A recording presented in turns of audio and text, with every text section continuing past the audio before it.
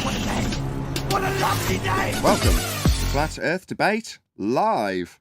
I'm your host Nathan Oakley, and if you are new to this channel, or you've not done so already, then be sure to subscribe. Hit the bell notification icon and join button if you'd like to become a Nathan Oakley 1980 channel member and keep up to date with the Flat Earth Debate. If you would like to support the channel, there is a super chat that runs alongside each of these shows while they are live, and there's also a PayPal, Patreon, crypto and thanks button in the info box below the video. Most importantly, if you'd like to join the discussion, simply mute the page you are currently watching, then click the link in the info box below this video to join the panel and express your views on the nature of Earth. If you do join, please don't swear. If you do, you'll be ejected, and if you are, please don't try to rejoin the stream using sock accounts. You'll be warmly welcome back on the next stream. Now, please also share the show on social media. Sharing the show obviously increases the live audience, but this in turn increases the chances of a more diverse panel, so please share the show on Facebook and Twitter. Now, we are joined by Brian's Logic, Paul, Righteous Force, Refracted Curvature, and a whole bunch of people in Matrix and Discord, so welcome one and all. Element. Hello. Good afternoon. I'll call it Matrix if I want, it sounds cooler. Hey. Well, now that you got me dizzy with all this hemisphere talk, let's move on. Well, Can I start with the first housekeeping question? It's hemisphere talk because it's referencing the flat plane that is a requirement for the grid that gets wrapped around a spherical surface, because there's an implication that you're standing on a flat plane in the middle of a rock that is the globe they believe they're standing on, to project the angles out from that flat plane, equatorial plane it's described as, through the rock that you're not standing on, out towards the actual useful bit, which is the dome of the heavens, which is a hemisphere because it's representative of your view from your position, if you map it from the North Pole, out towards the horizon, or the limitation of the view that you'd get if you backed away from Polaris. So the minimum angle to it would be the equator. Well, that system most assuredly requires a flat plane to give you the angles that later get wrapped around a sphere that I described earlier, with you standing at the centre of it, measuring through the rock because you're in the middle of the molten iron core, through that rock out to the dome of the heavens with the actual useful angles to the stars that you see with a perspective view to them. So you've got to get your head around the fact that the term hemisphere may be used as an attack and an assumption that we're on a spherical surface, but in reality, hemisphere is a reasonable term to use for how you map your position or use your mapped position with the grid system from the stars that required angles off a flat plane to get them. So it's something I want to get into, and in the pre-show I brought up that Phil Bell left a comment on one of my videos in regards to the globe requiring the latitude and longitude grid system. Au contraire, the latitude and longitude grid system has come from a flat Earth and has been wrapped around a sphere, and when using it with elevation angle measurements that can only be measured from a flat plane, you will only reference the globe Earth as a rock with you standing in the middle of it, measuring angles out to the celestial dome. Later, sandwiched 180-degree antipodal with the southern quote-unquote hemispherical map, 180 degrees from the northern one.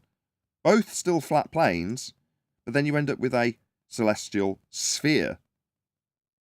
Now that is one step closer to the assumption of a Earth that's spherical, but in reality you've just still got two flat planes that, for whatever you want to describe it, convenience, have been plopped on top of each other, antipodal. That doesn't mean we are. And it still means that each of them require flat planes.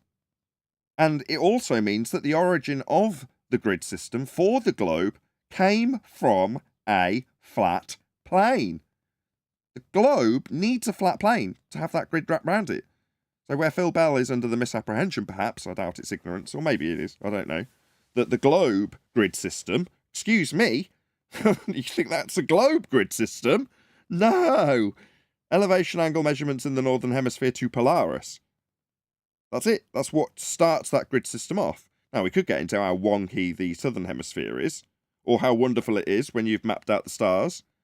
But either way, both require flat planes to give you angles from them. The only thing that's usefully used or applied for navigation in that instance. There's no globe Earth use, curved surface, when you're measuring angles. It's absurd. And the grid itself used those angles. Well, Phil Bell is definitely ignorant because during the week he was over the past few days there, going back to the weekend maybe, he was kind of asking me questions about what was his question?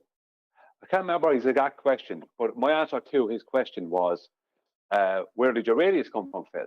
Now I'm referring to the flat Earth elevation angles to Polaris, giving us our latitude and longitude grid, and the back engineering of that, creating this sphere that they, via the celestial dome model, creating their mathematical sphere, globe Earth. Now he didn't have a clue what I was talking about. He kept on claiming, and other people, that I was avoiding the question, and why won't I answer the question? And I kept telling him, I have answered the question. You just don't know your own model. So he is ignorant of it. And that's the bottom line, Brian. They don't know.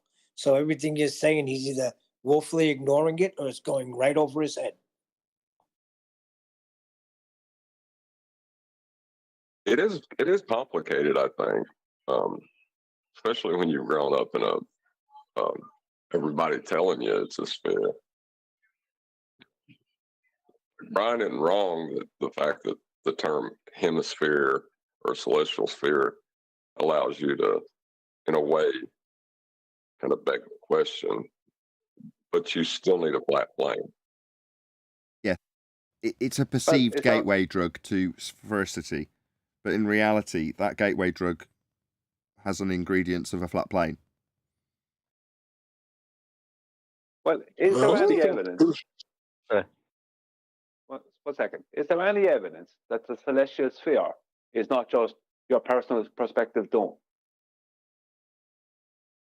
No, when you talk about the model, it's experience. Well, it's North Pole centric for a start. You're talking about the latitude lines. I'm talking about what we experience. About the celestial sphere, aren't you? But yes, Brian, I'd agree with you. That's how we take the measurements through our eyes, which is the celestial sphere, which is how we then use those angle measurements through our eyes in the celestial sphere, which is our personal dome of vision. Yeah. Yeah, we don't experience anything other than our personal dome. Like my personal dome tonight, if it's a clear night, will be different from your personal dome, Adam, where you are, because we're in two different places.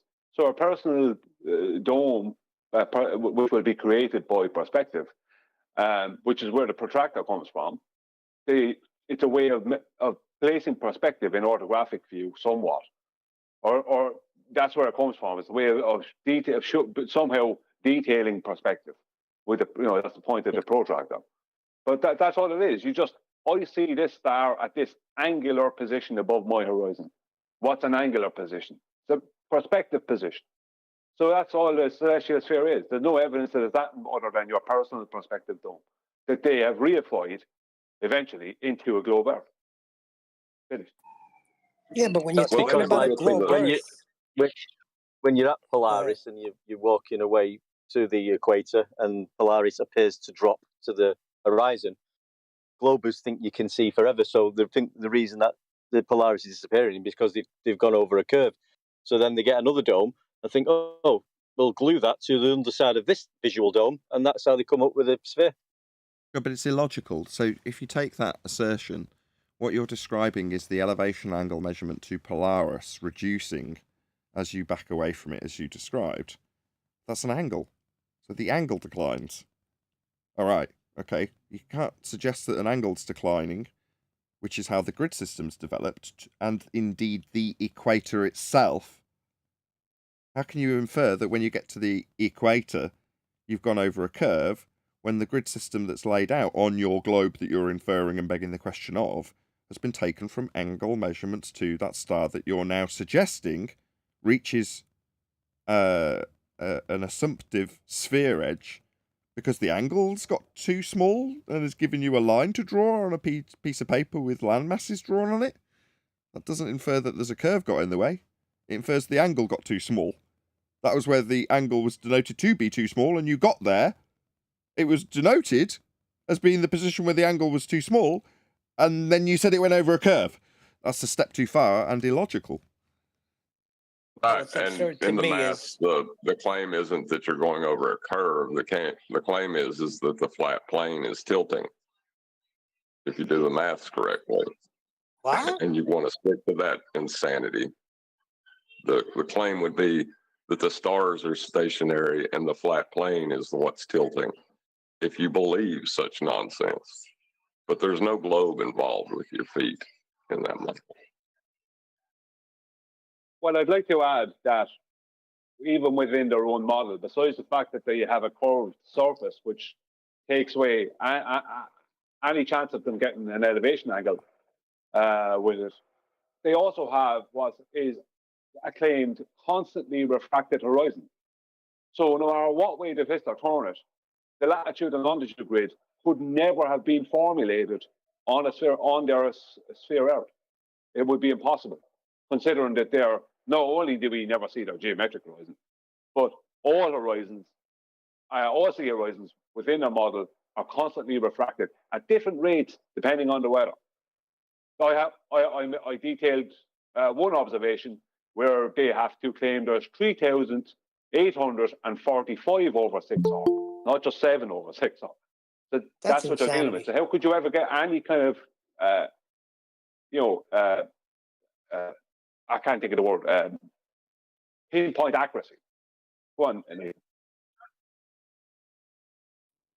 I'm just saying, if you're pushing a globe, then that means that there's stars under my feet. The only place I look at stars are above. I look up. There's never going to be stars underneath me. Well, that wouldn't be pushing a globe. That'd be pushing a celestial sphere. I've not seen this globe model that y'all are allowing them to infer to say that there is any idea of that. It's a flat plane model you're talking about. Indeed. We're at 60 people watching. Please share the show.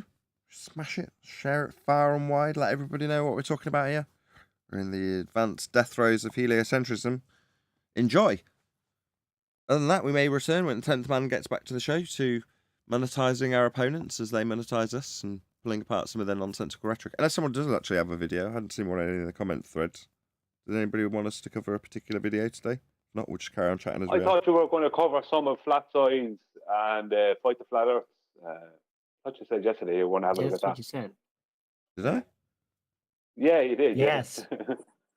I just want to hear that annoying guy. I seem to remember saying that I got so irritated with Craig's lies that I stepped away from the show entirely at that point and discussing the point that I stepped away from it with chocolate. That's what I remember talking about. I don't remember saying I was going to cover it. Maybe I did. Yeah, we do. You said that you wanted to cover the point where he said that he didn't need the grid system. Yeah, we've just covered that though. I don't need to necessarily play it or bring up his comment. I mean, I can if you want me to. I can just bring up Phil Bell's comment in that regard. But that's what we're talking about, right? That's what we've just done. But I mean, beyond that, is there anything that wasn't even in the video either? That was a comment. Well, I could give a couple of quotes from Craig from that. I only listened to some of that yesterday. Two things Craig said. He said that the globe was around 3,000 years ago. I don't know where he got that. Now, he can't produce any evidence of this. He said it's in writings, but there's no physical anything for it. Right? This is what he's claimed. And he claimed that the globe was there before the latitude and longitude grid, which is the ultimate of begging the question. It's like the globe is the back engineering of the latitude and longitude grid that's measured off a flat plane. And that's where they got their globe from. Sorry, go on, John. I know what he's confusing the globe with the celestial sphere model. The celestial sphere model existed prior to the grid system that was developed from it. So he's confusing the celestial sphere, which is a flat plane model, with his globe. That's what he keeps doing. And it's intentional. I mean, that is the do-si-do. That is the intention. If you're going to take an inference that Earth's surface is spherical, it's good to take a reference system that uses something spherical, or can be, once the antipodal, notwithstanding the antipodal discussion that we just had. Once you've got something that's spherical, that's going to be your point of easiest or point of least resistance to make one the other. So it does make sense that that's where he's confused, because I think that is intentionally where the transition, has come. from flat to sphere. Well, from flat plane elevation angle measurements to a celestial sphere, to an inference that that sphere that's being used isn't an angle from a plane, it's the turning of a protractor inside a spherical surface that you're standing on. Even though you didn't take the angles and won't be referencing them to that spherical surface, you'll be referencing the equatorial plane. But that's where the do-si-do switcheroo trick comes in, don't you think? Well, yes, it does. Just 1 second. I just want to point out something here that's really important, because we keep on talking about domes and spheres. The celestial dome is not, it's only a mathematical dome. We don't actually observe the sky curving. This doesn't happen. Nobody experiences this. We view things in perspective, Brian, don't we? We're looking at a parallel flat plane of an unknown height, irrelevant height, in perspective through the lenses in our eyes, creating our own personal dome, which is applicable to the celestial dome. It is the celestial dome because it's from our eyes that we take the angles that the celestial dome is built upon. Well, that and the 20 degrees above the horizon. So we only use 140 degrees, 70 degrees from zenith in all directions. So we don't really experience a dome either, because the stars slow down and they don't conform to this idea. Yeah, it's more But like if the you're shape of if you imagine an ice cream cornet and you cut the bottom off and then stuck a coin on the bottom, so that's your flat plane, and then you've got these angles that are going up with a kind of ice cream top to it. Yum, yum, yum. Well, what I'm saying, though, is the 20 degrees above the horizon is where you have to apply celestial refraction to turn it into a dome to create a celestial sphere, because it doesn't conform to that either. It's just used for navigation. Gotcha. So what you're saying is, if to even infer this antipodal positioning with a perfect spherical dome in the first instance, you've got to start doing some jiggery-pokery with the numbers, because the stars slow down as they reach the horizon. So if you're going to map that in a grid system, then fine. You're going to make some adjustments to get that grid accurate towards the horizon. But ultimately speaking, that kind of fudgery is still fudgery. You know, it doesn't mean that you've got a perfect angle right down to 0 degrees. It doesn't work like that. And you can show that with a time lapse. You know, they do slow down as they reach the horizon. Now, you can account for that or justify that however you like. You can call it terrestrial refraction. You can call it celestial refraction. You can call it God's hand slowing the wheel of the sky, for all I care. It doesn't matter. What matters, as John's just pointed out, is that it doesn't create a perfect sphere for you to superimpose it antipodal with two flat planes antipodal. You know, because it doesn't do that unless you start applying the jiggery-pokery of celestial refraction. Well, yeah, if you look into, like what I said a little bit earlier, Adam was hitting on as well, that the sky is not curved. There's no curve going on. That's only a way of mathematically displaying it via a protractor. That's all it is. There isn't a curve. You can even look at the sun, right, and time-lapse of the sun setting, and it's a straight line. There's no curve happening. I mean, if we had a celestial dome that was actually an actual dome, and our perspective was creating an actual dome, then what would happen is we'd see the sun, the path of the sun time lapse would be a curve. It's not. It's always not a curve. Right, quick shout out to Godzilla37. Smash that super chat if you want to support this channel. Really appreciate the support, by the way, Godzilla. It says, I finally found globe proof. Aisle 9 at Walmart, in the children's section. Yeah, right. Toy globes. Turn it over, Godzilla. Your illusions will be shattered when it says not for educational purposes on the bottom. I posted a video in Master D, Nathan. Have we done that one before? Have a little look. I'm not familiar with it. Have a little look. What was it? Just while I'm queuing it up, if you can give it tell us what it is, that'd be handy. Sorry, I'm on a pad here, so I can't really see.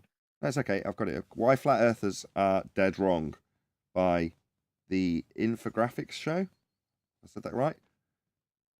Okay. That's a Yeah, good it's got show. a lot of views and subscribers, so 30, wow, yeah, it has got a lot of subscribers. A 13.1 million subscribed channel.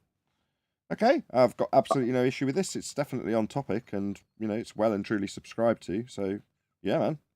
Okay, let's do the do. Everyone happy with that? Oh, I love Play the that show. video. Yes, Nathan. Yes, we're all pleased. Okay, right. Well, as per usual, and it's quite handy that I've just done a super chat as the chat. You can see me actually posting it as I say it. But there's a link to this channel. And obviously, we're extremely grateful that they've made this video, and we are going to be extremely entertained by their content, regardless of how right or wrong we say they are. Therefore, you should go along immediately and tell them at Nathan Oakley 1980 sent me. Really enjoyed your video. Or Nathan Oakley 1980 sent me. He responded to your video. Really liked it. Gave you a thumbs up. Whatever you want to put that doesn't get your comment removed, basically. So there it is. There's a link going by right now. Obviously, we're going to be discussing it when you get back, having left that comment, and help them algorithmically, of course, sharing the YouTube love as we do. The whole idea, if I'm ruthlessly honest, is entirely selfish, which is to say that were they to respond to the people letting them know that Nathan Oakley 1980 sent me, because we responded to their video, they'd put a link to mine, sharing the algorithmic love with me, so to speak. So it is selfish in my motivation, but it doesn't alter the fact that, regardless, we are going to share the algorithmic love by going to their comment section, helping them out in the YouTube, and saying Nathan Oakley 1980 sent me. So, obviously this is cold, but thank you very much to the Infographics show for making a video for us to respond to about why flat earthers are dead wrong. It's often the case that we would agree with you as we debate flat earthers here too. So we'll get into this and see how we get on. Feel free, I'll leave all the lines open. If you did want to interrupt at any stage, just say so from any of the panels. The following is a story from one of our unfortunate writers. During the holidays, I traveled back home to see my mom for what I thought was going to be a fun break, but things turned a bit sour one evening when she broke some important news to me. The Earth is... Okay, so this backstory is kind of irrelevant, right? He's just going to now launch into a personal attack on his mother by the sounds of things. It's flat, she announced, speaking in a serious tone, usually reserved for matters of life and death.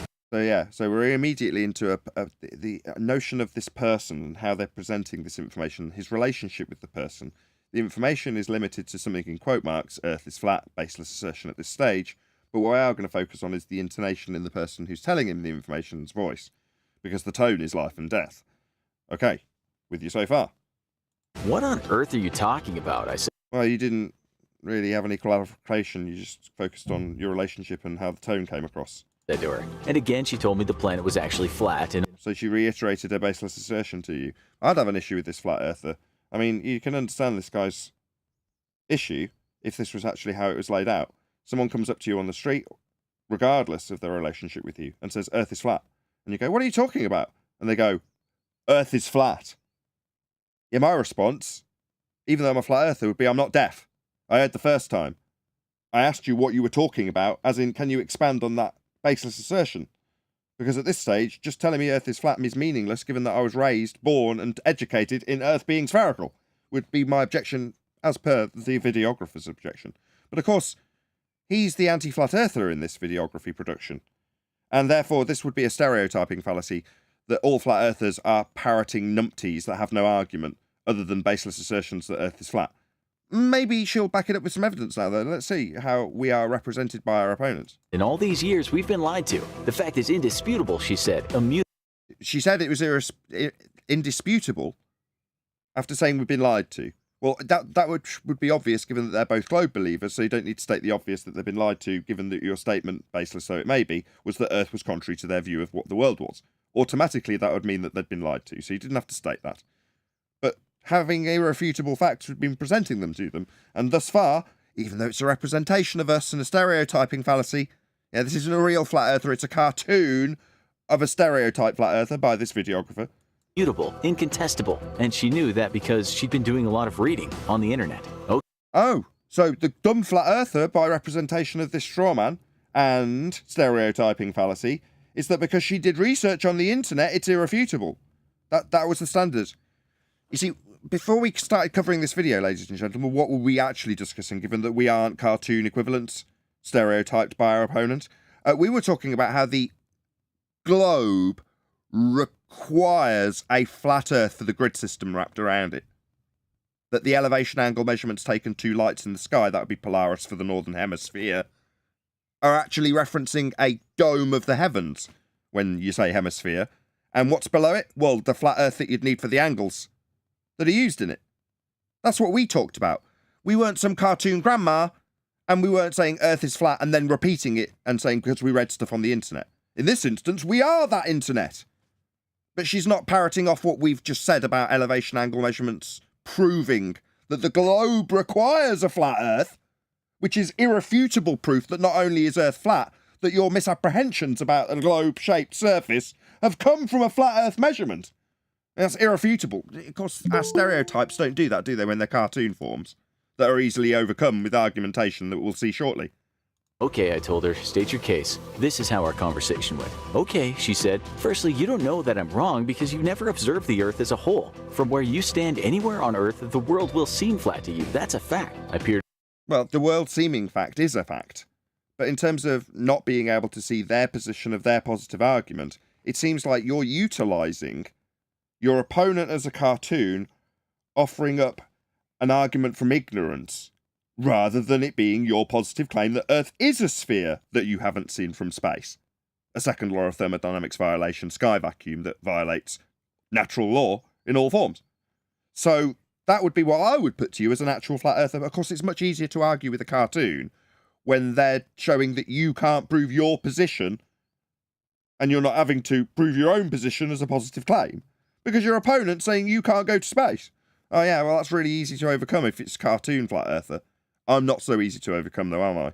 Peered out the window. She was right about that. Things did look pretty flat out there. Was the entire world just one big whopper? So that's it, I said. Just because I can't observe the entire thing, it must be flat? No. No, you measure it flat, navigate it flat, and the globe came from a flat Earth grid system wrapped around a sphere. So it is flat.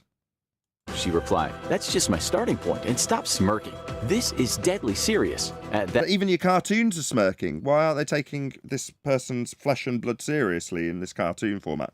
Because in this cartoon format, the wise, learned person that brought them into the world is worth smirking at when merely asked to state their evidence.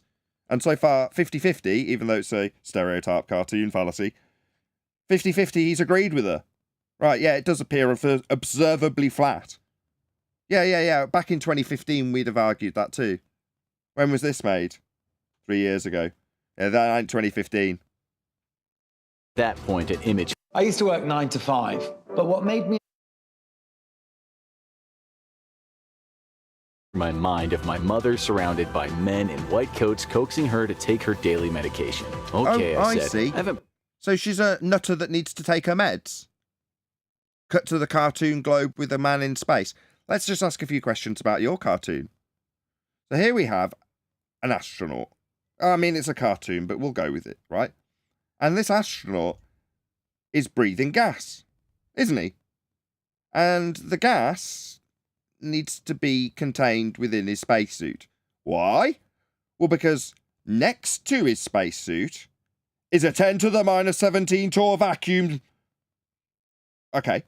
So in order to stop the gas inside the spacesuit going into the sky vacuum, you need to stop the entropic effects of gas expansion. I see. With a container. I see. Now let's look at the cartoon globe behind. Now it too is next to a high vacuum. That's a 10 to the minus 17 torr sky vacuum by the presumed position of people standing on this curved surface. Now, what are these fluffy white things here? The ones that are right next to the sky vacuum. Would that be a phase change for a water vapour? That's a high-pressure gas. So this depiction has a man that needs a container to stop his high-pressure gas expanding into a vacuum, in line with the second law of thermodynamics. But the big, massive rock with high-pressure gas attached to it isn't expanding into the sky vacuum. Now, you see, this violates several laws of nature. Yeah, nature abhors a vacuum being the most obvious one. The gas would fill the space. We'd all be dead. Like if you remove this man's spacesuit in your fantasy of a sky vacuum. He'd be dead too in the cartoon. Not that men are in space. There is no space. The sky is not a vacuum. If it was, this high-pressure gas would fill this vacuum instantly. I've personally been up so high that I saw. Yeah, Brian. Just 1 second. This guy thinks it's okay to laugh at his mother and make jokes about her being put in a mental asylum, when he is just pre-assuming his reality. One more to go. He's going to attempt to educate her back to glow. Go on, sorry.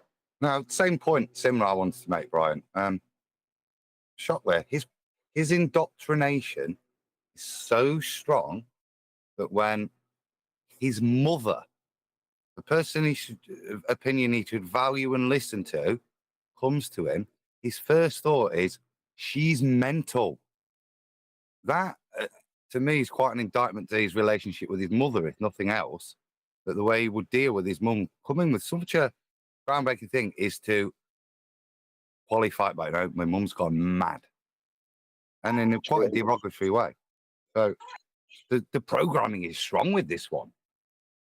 Yeah, in 1984, one of the characters that Wilson meets, one of the characters that's met, his children are actually the ones that turned him in for wrong thing. So it's kind of parallels to that in a way. People in the whole book fear their children because the children have been weaponized to tell on their parents. So it's sort of not just the one character. That's how children are in 1984. They tell on their parents for being, for wrong think, as you put it, but for any other thought crime. Well, in this guy's situation, he's willing to try to shame his mother. That's what it seems is going to go on. Not going to educate her or have an honest conversation with her. He's willing to try to shame his mother. And he's getting, 30 million views? Or I don't know how many views he gets, 30 million subscribers. I don't know how many views he got, but he must have got a lot off the back of him trying to shame his own mother. Yeah, maybe. That's what I was thinking too. 5.5 million, just under. The spherical Earth, but other people have, and they have seen the Earth. You can So appeal to astronauts, the men in the cartoon. Yeah, just explain that they're claiming to be in the sky vacuum with containment around the pressure of the gas that they're breathing, but the sky vacuum behind it isn't expanding into the. Why does the man in the suit need this container? Oh, because he needs the high pressure gas to not go into the vacuum. Where's the container around Earth? No, there isn't one. The sky vacuum's nonsense. But you're going to assume that the gods have gone to the sky vacuum that they told you about. Wow, how pathetic. What a cuck. They would believe anything. They said they went to Narnia. Mom. They went through the wardrobe. They told me that they went. After they jumped off a cliff. I think I'm going to go through the wardrobe, Mom. Is that what this is? They told me, Mom. They told me they went to heaven. Pathetic. You can actually see it rotating on its axis. You can. No, they can. You immediately juxtapose what you can see with what they can see. Mum, they told me that I can see it rotating. No, you can't. No, you're not going to a sky vacuum. You're not going to Narnia through a wardrobe. And in this instance, on the other side of the wardrobe door, the sky vacuum, you've got high-pressure gas needing containment for the spaceman, but not needing it for the Earth behind him. Go ahead, whoever that was. Seen it rotating. I was going to say that the concept that Earth has an axis to begin with comes from measurements of a flat plane. So he's got a problem there with his whole rotation assumption, because he's going to have to measure something, and the only thing that seems to have an axis is the sky, which you'll have to measure angles to. So, yeah, that's not really helpful for him, I don't think. Let's label that. This is devastating. His impression of what a flat earther is his mum telling him, oh, Earth's flat, I've watched the internet. What reality faces these people is us. That's why we need censoring. Now, with 105 people watching, I'm elated for a start. Thank you so much for all of you who shared the show. Please continue to do so. Smash that share button. There's a lot of S's in that. But this show, this platform, everything about it is entirely crowdfunded. I was thinking about this yesterday because I was moaning about how poor I am. But I thought about it after the fact. I have paid my bills. Yes, I am overdrawn. Why have I? Not because I've got a really successful YouTube channel that's being promoted the world over because of the fantastic information we disseminate. On the contrary, the only reason there's a channel here is because of the people watching it supporting me, giving me money, literally. That's why I've got a channel. That's why we are able to do what we're doing under heavy censorship. Can't censor out of existence the fact that you need a flat plane to get angles to stars. It's used in navigation the world over. Hence we're still here, but we can be shoved to the bottom of the lists, which doesn't help me when there's bills to pay, but I do pay them. You know, I've just upgraded my amplifiers that were incredibly reliable. I've ordered one more for my rear speakers out of my own back pocket, which was 150 quid for a second-hand one, which I'm very pleased about as well. I've got another amplifier on the way, overstretching me, which wasn't necessary. But ultimately speaking, I can only do this because of the support of the people who understand and appreciate every single thing that John and Brian and Adam and Arwin and all the people who are on the panel go through on a daily basis. And it is not the cartoon example that we were showing earlier with a mum and a son sat around a table talking about how Earth's flat because she saw it on the internet. And how he doesn't get to see that Earth's a sphere, but ultimately he's got men who told him that they had been, therefore he can, in his mind's eye, see the Earth spinning on an axis with a second law of thermodynamics violation sky vacuum to be in after traversing the wardrobe. I mean, going through the gas that's not expanding into the sky vacuum in a rocket. You know, it's gone. He's lying to his mum. Just keep playing. Listen to the lies that he's about to tell his mum. First one is you can actually see it rotating. Can we? We've been asking for that evidence for years. That's a straight lie. Maybe he's not a liar. I know John will defend him. He's misinformed. But his first defense is a complete falsehood. So it's me. No, that was funny. Was it your because dog? John will defend them.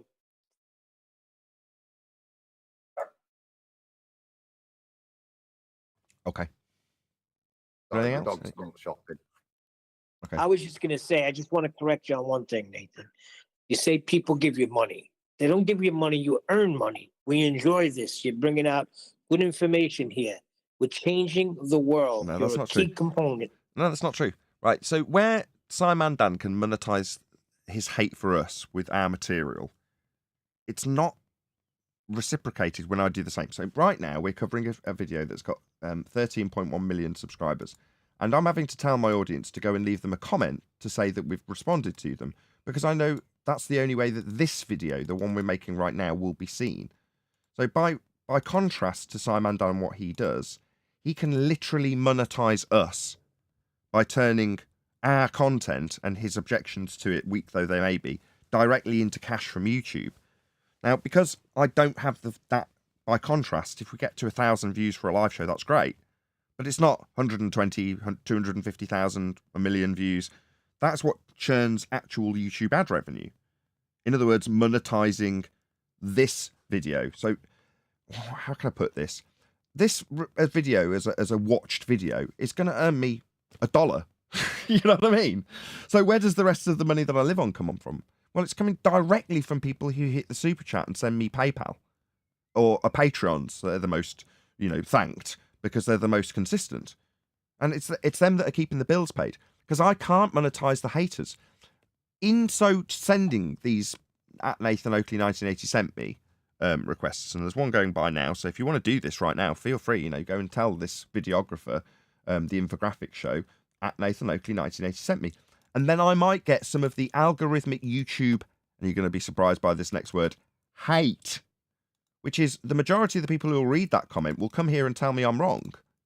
Right, but that means there's a slim chance of monetizing my opponents, monetizing my haters, which is sorely lacking.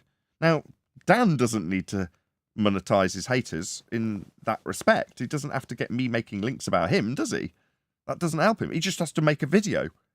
And then all of our haters will watch the video about us, taking our material and monetizing it. Well, good for him, but like I say, I can't do that. Still have to survive, but for the fact that people give me money, I would not be here. And that's the passion level. Like I say, it's the contrast. There's a difference, and I get it every time I do a Tuesday drive to my kids' art class through the beautiful scenery of England. And her and I open the windows, breathe in the air, and talk about life in general. And I think about how wonderful the world is and teach her the same. How wonderful. Ask her how she's appreciating life. What I don't do is stress about whether or not Earth might be flat, or how I'm going to prove it's a sphere, or how I'm going to get around an elevation angle argument. Those things aren't part of my life in my day-to-day, jaunt. There's an appreciation of life that I really, really like. Right, well, that is what we have on the flat Earth side of this discussion.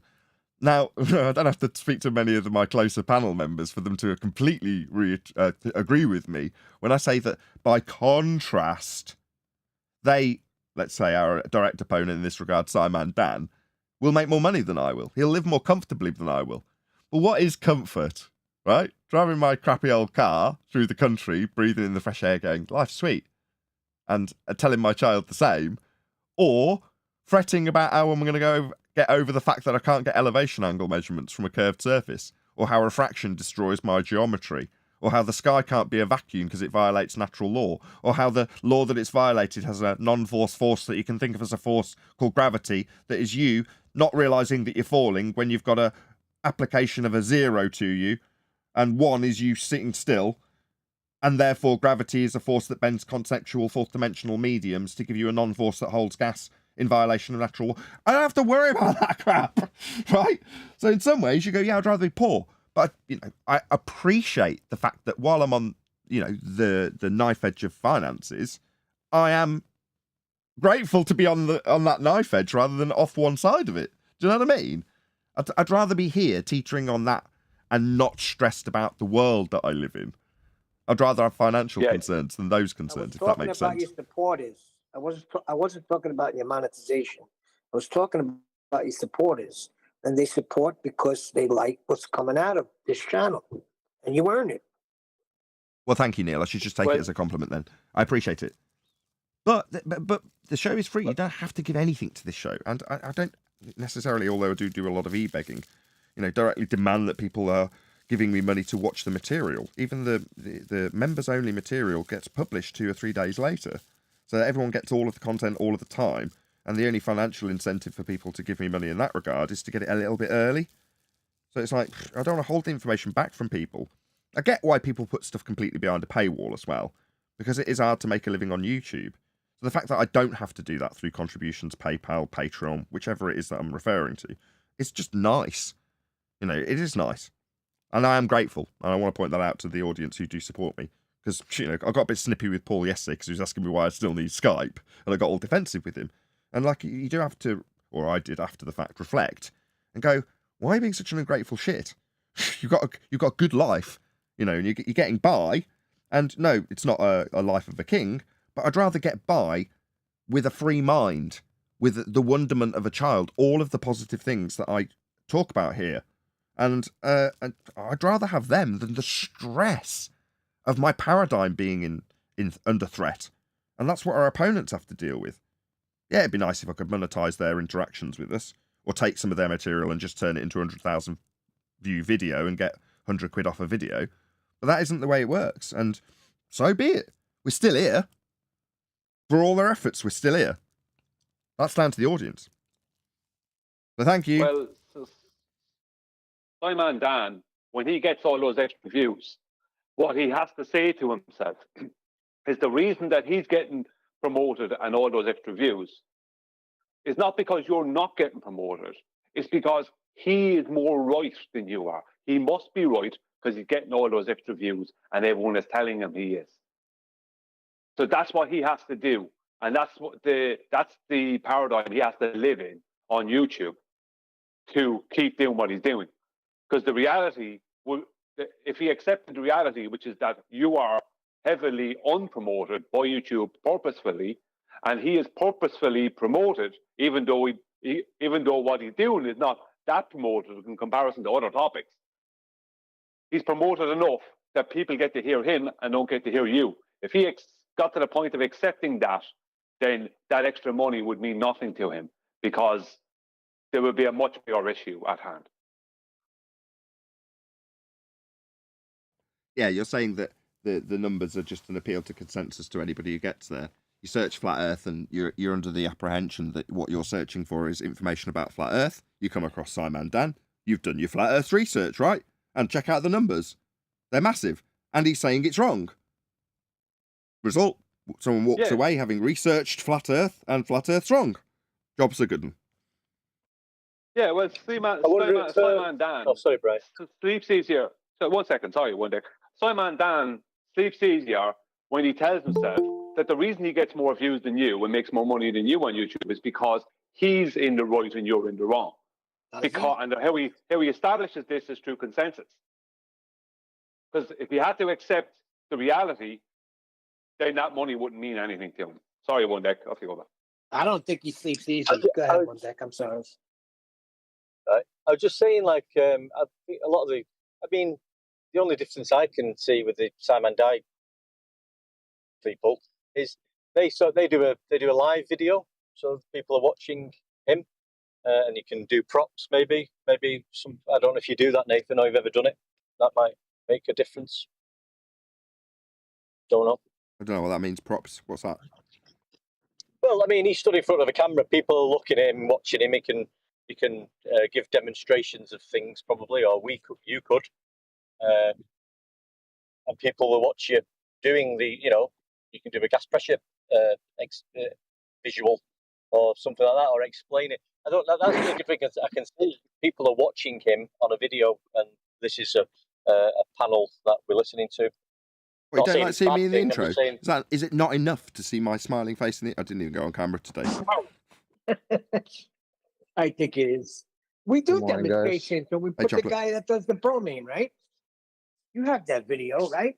When gas pressure goes from one to another, what is that? The bromine video? Bromine, yeah. By the way, just for a quick lesson, props. That's like kudos, Nathan. Just so you know. Oh, kudos videos. Is that what you mean? No, somebody. One deck said props before. You said what are props? Like kudos. No, I don't think one deck was talking about kudos to chocolate. He was talking about things that Simon Dan does on his videos. But it wouldn't matter if they I walked at that moment. I'm sorry. Way out of context. My bad. I was just like, you don't know what props are? No. Props to you, chocolate. Nah, no props for me. Anyway, good morning, guys.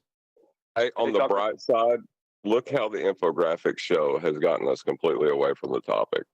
These guys are good. I got to give them that. Someone's going to have to translate a bit of this Godzilla 37 super chat. I don't know if you heard it from the back of the small bus, but Duper said, quote, globe.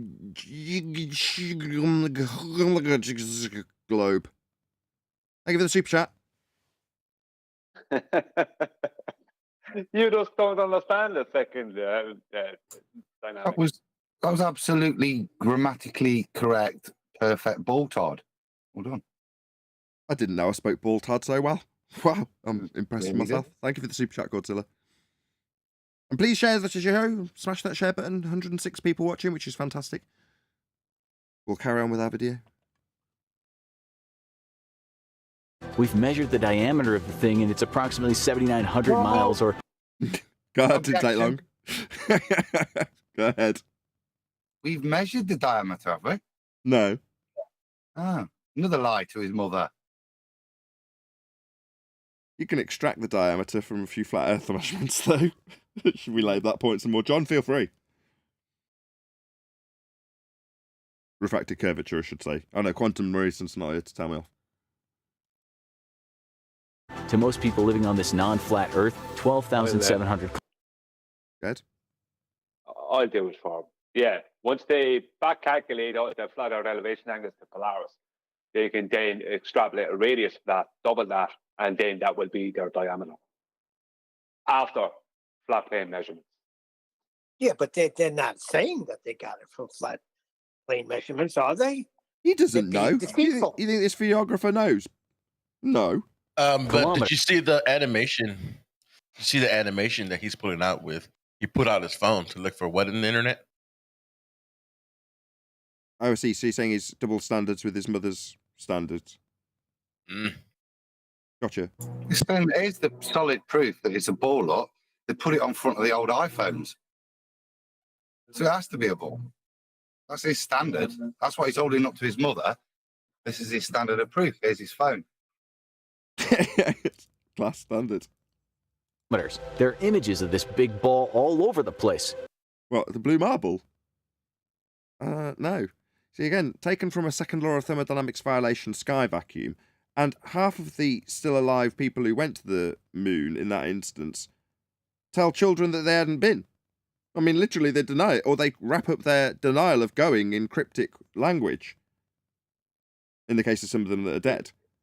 But no, you know, we haven't got lots of images of Earth from space. Far from it. And any of the images that are claimed to be photographs of Earth from space are being taken from space. A second law of thermodynamics violation. Akin to saying, of course I got a picture of Aslan. I've been to Narnia. Go ahead, Brian. But no, he's actually correct. There is lots of images of the globe Earth from heliocentric space. But there is no photograph. Oh, I mean, by that standard, you could include his cartoon, though, couldn't you, Brian? Yeah. This is one of them, isn't it? Also. Is one of them. He's holding it up on this cartoon. This is classed as an image from space, then, right? It fits the criteria that he's happy to accept as a standard, yeah. Oh, so literally, this cartoon of a man holding an iPhone with a globe on it is an image from space, then? Fair enough. If that's the standard. Yeah, it is. It's pathetic, isn't it? That's your standard. All lies, she said. Those books have been lying to you. The videos and the photos have been manipulated. Photos? What photos? From Narnia? The photos from Narnia have been manipulated. Yeah, I wouldn't major on that particularly. I mean, you can show that they've been manipulated in some instances, but who cares? If the gas that's in the picture isn't following natural law and not expanding into an area of lower pressure, in line with entropic law, it automatically makes the premise of the picture itself completely fake. Yeah, it's a picture of a second law of thermodynamics violation. Obviously, you can't have pictures of second law of thermodynamics violations. So, obviously, it's fake. Obviously, it's not a picture. Obviously, we haven't got a high-pressure gas next to a vacuum. It's absurd. She said the Earth is... If you talk like this, it's more convincing. Yeah. But no, that's what I was going to go with, Neil. Yeah, two of the astronauts were photorealism painters. It would have been Alan Bean that would have painted. See, when he said photographs being manipulated, well, it's not the photograph that was manipulated, it's the background and setup of the photograph. Because it was more than likely Alan Bean's photorealism painting of a globe Earth that you see in the background of the photograph taken here on Earth with an astronaut in the foreground, or what they would claim to be a moon, geometric moon age, right? With they showing this globe Earth in the background. That is not a manipulated photograph. It's a setup, a manipulated setup to give you the impression that this photograph was taken on the moon when it was taken in some desert or somewhere.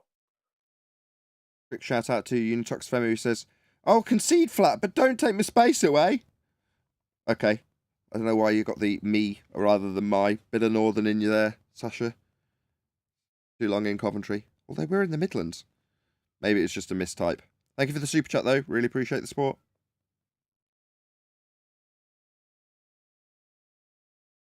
Is flat, like in ancient myths where a turtle carries it on its back. And what we observe... Did she say that?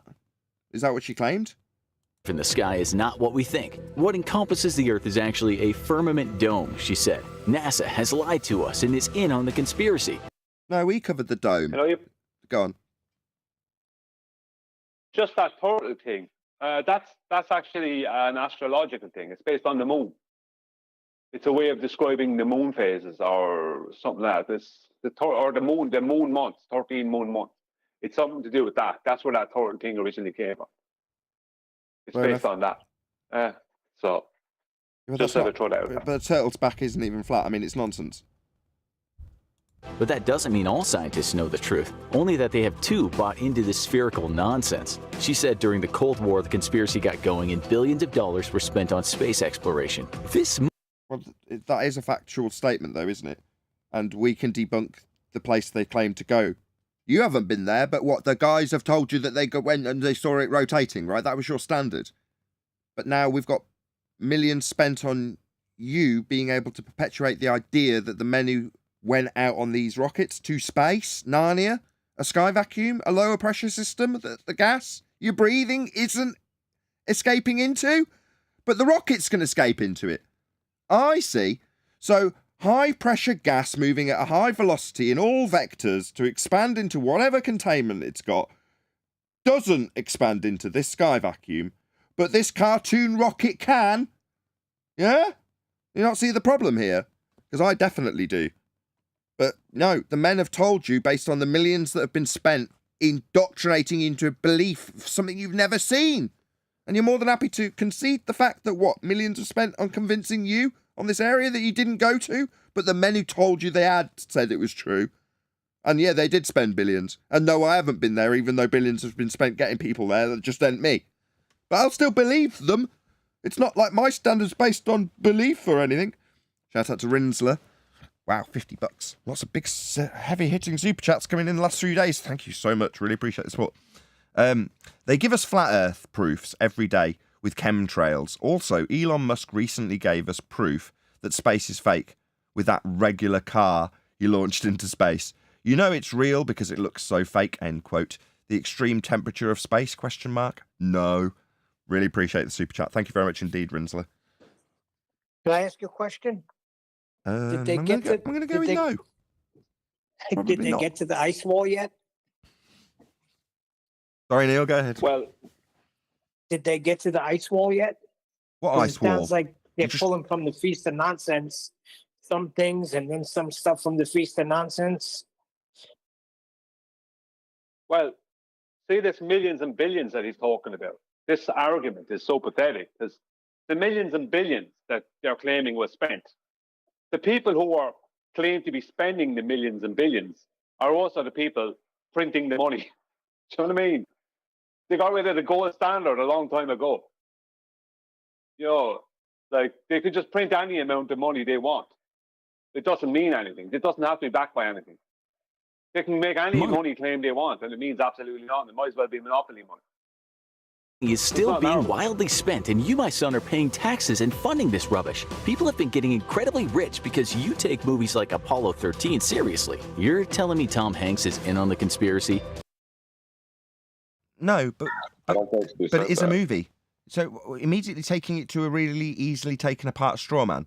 So your opponent has told you you're taking a fake movie clearly labelled as science fiction, clearly a dramatisation, as being serious. No. We say that they're wasting millions by sending out rockets to an area that the gas would just follow it into. You know, the gas that it traverses, there's a point where it leaves the high pressure gas, right? So what, is there just a layer where gas just chills out and doesn't carry on moving in a high velocity in whatever vector it's travelling, like the rocket's about to do? That's absurd. Right, therefore, all of the movies from space, the space that you haven't gone to but trust the men who say they have, are just movies also. Like Apollo 13, the moon landing is just a movie. Did you go? No. Can you go? No. If you could, the gas you're breathing would go with you. It would follow you. Yet you're going in a tin can that's keeping gas pressure inside the tin can. But you think you can go through the gas pressure of Earth, and it just stays there. You go past it, wait, goodbye, bye, gas pressure. You're going to turn around, go back, go down, boom, boom, boom, like solid bonded bouncy balls, right? While I carry on going into the sky vacuum. Don't obey natural law. Yeah, I'm in the rocket. I can go fast enough to go into an area of volume with nothing impeding me. You, as gas particles, you stay there at the Kármán line, because I'm going to be traversing you to get to the moon in this movie. Yeah, that ain't Apollo 13. That's the movie of the moon landing. It's the same thing. If you're not doing it and the only representation of it is on the telly, then that is the only representation of it, because you can't do it. But that's what you've got to go, and they've spent billions on that to convince you, and it's worked. You're telling us how it worked. It's sad.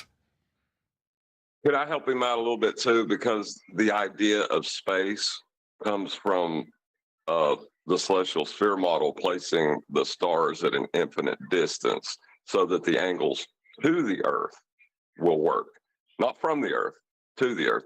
But that's still a flat plane model. So your concept of infinite distance still requires a flat plane too. Oh dear. No, she Can replied. I And add don't some information Yeah. just to this point about gas pressure? Keep it lengthy. A I'm going to go and commercial grab a air- drink because I'm going to keep the live show going a bit longer because we've got over 100 people watching, so why not? 110 people watching. Please share the show, Brian. Keep it 2 or 3 minutes. Yep. This thing about gas pressure and about what they believe is happening on this ISS, they believe this thing is there in this area of outer heliocentric space. A commercial airliner in the passenger section holds a PSI of about 11 to 12 PSI, right? The reason that is because they can't go lower because the passengers will all start going unconscious and getting severe headaches and different things. But they can't go higher up to 14.7 like they want it to be because it causes internal damage to the structure of the plane. Because the internal, at 14.7 psi, the internal differential between that pressure inside that plane and the outside pressure at just 6 miles up in the sky is too much for the structure of the plane. So they have to bring the pressure down, but not so far down that people will go unconscious. Now, fighter pilots fly higher than that, and military pilots will fly higher than that, but they'll also have oxygen masks and different things, and they have to be trained for several years to be able to do it, right? So what this person is believing is happening is above where fighter pilots fly, right? And there's people not without any oxygen, and the structure supposedly floating around in ridiculously low temperature pressures, not going unconscious, not having any physical problems, and the structure of the device they're claimed to be in, because this guy would believe the ISS to be a real thing, the structure of it never fails. It's like, cop on. A commercial airliner can't have a below 11 psi pressure without damaging the health of the passengers, and they can't be above 12.5 psi because they'll damage the structure of the plane. These are just facts. What they're telling you is a lie, and this guy is proven. I might as well reiterate the sentiments of my moderator, Divergent Droid. Yeah, if you did want to support the show, hit the PayPal link or whatever, Patreon link in the info box below this video. All helps. It's obviously all crowd supported. This channel's only here because of you. So yeah, smash that PayPal link. Thank you very much for hitting the or putting the link out there, Divergent Droid. Really appreciate it. Don't get funny, you know what I mean. Okay, I said. I have one word to say to you. Seasons. Expand, she said, trying to sound scholarly. We have... Okay. So he's going to start with a heliocentric strength, is he? To mock. So what we've got now, again, is let's strawman the flat Earth, but not discuss the heliocentric model.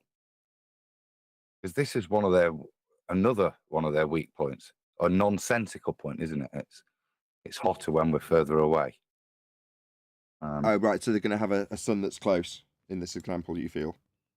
Well, different seasons all over the world. Ergo, the sun's rays are hitting different places, and they're making places hotter or colder. Those rays hit different parts of the Earth. Right, okay. So he's totally strawmanning it, look. So it's not even a kind of standard dome with the sun and moon outside traversing their paths. He's got part heliocentric, part flat Earth kind of hybrid there, isn't he? He's still got the Earth rotating around the sun, a massive sun, just a flat disk spinning. I don't think he's got it as a flat disk, actually. I think he's just trying to detail the globe badly. And so when it's winter at one place, it's summer in another place. If the Earth were flat, all the Earth would have is the same season all at the same time. You don't need to be a rocket scientist to know this. She told me that the sun just moves around the flat Earth. Earth one. No, yeah, but what he's got two. He's got the Earth seasons that comes up with the globe, and the previous one, look. What he's suggesting, look, is that it's still rotating, but summer will be the side of the Earth nearest the sun. I don't know. That's the weirdest straw man. So it's a hybrid of a flat Earth spinning disk orbiting a sun in space. So it is Yeah. total, man.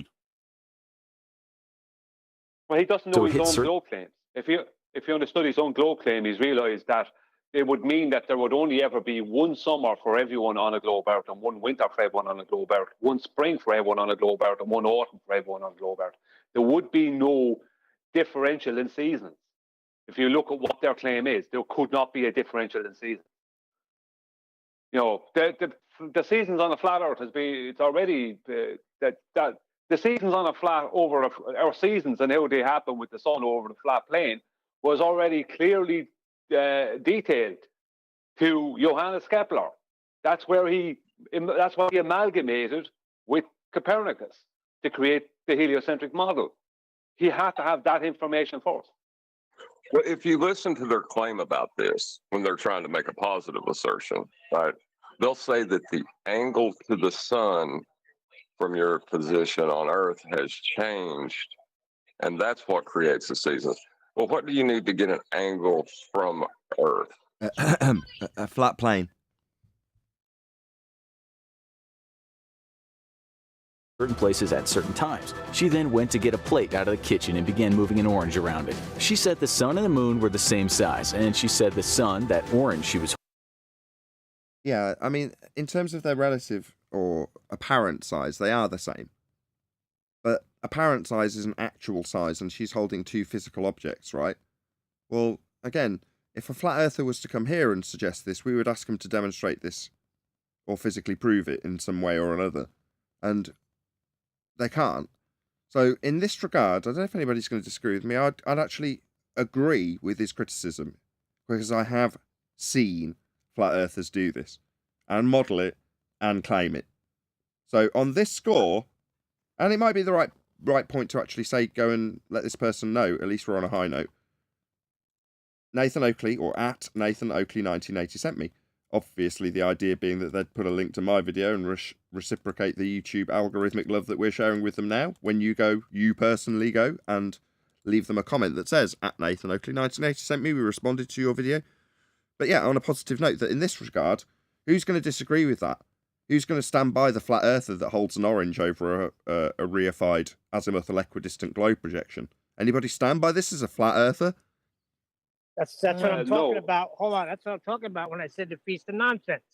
It may not be the feast of nonsense, but I've heard the same things. And flat earth is claiming the same things. The sun and the moon are the same size. We don't even know what they are. I've heard Nathan Oakley defend Mark Sargent for doing that exact thing. I think there's a starting point where I know I'm a shitbag, aren't I? But it's true. Yeah, you've defended this point, and I would defend it. At an early stage, what people want is, unfortunately, reconceptualization. What the hell is it then? So, as long as you make it clear that what you just said, these are apparent things, etc., I can roughly show you the difference in the paradigms. Yeah, if that's what you're after. And I don't think there's anything wrong with that, as long as you're prefacing it with, this is not me claiming this is what the world is like. But if you want to see an alternative, this is kind of what people envisage. But ultimately, we don't know. As you said, it's an apparent size. I think you can get that point across. Okay, yeah, no, that's good. You've calmed me down with what you thought you were going to go somewhere else. But yes, absolutely correct. There's a big distinction between someone like Mark Sargent, who's been doing this longer than all of us. Well, probably not longer than all of us, but as long as some of us. And can disseminate that information in the way that Adam's just described. That takes skill. And Mark has acquired that skill over time to be able to introduce people to the subject in a way that he does. That's why I defend Mark Sargent when he uses an azimuthal equidistant projection and metaphorically holds an orange over it. Right? He peppers it with disclaimers. I've even discussed this with him.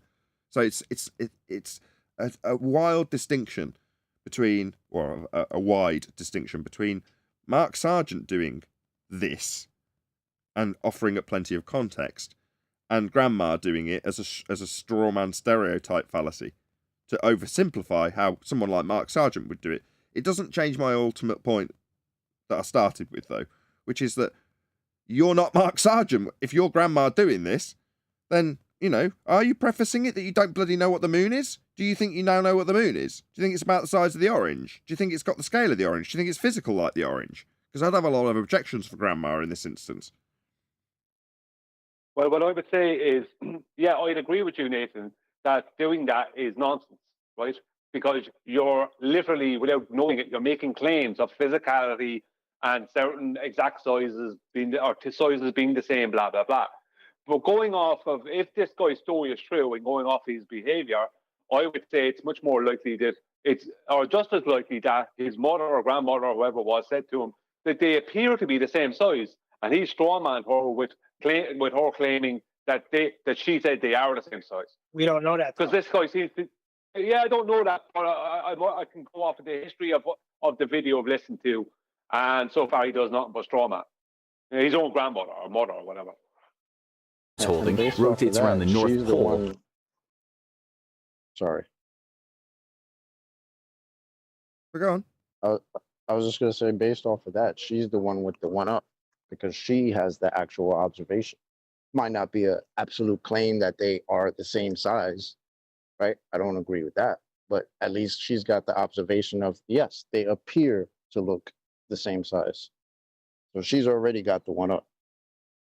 Well, technically, which is actually she has. Just 1 second.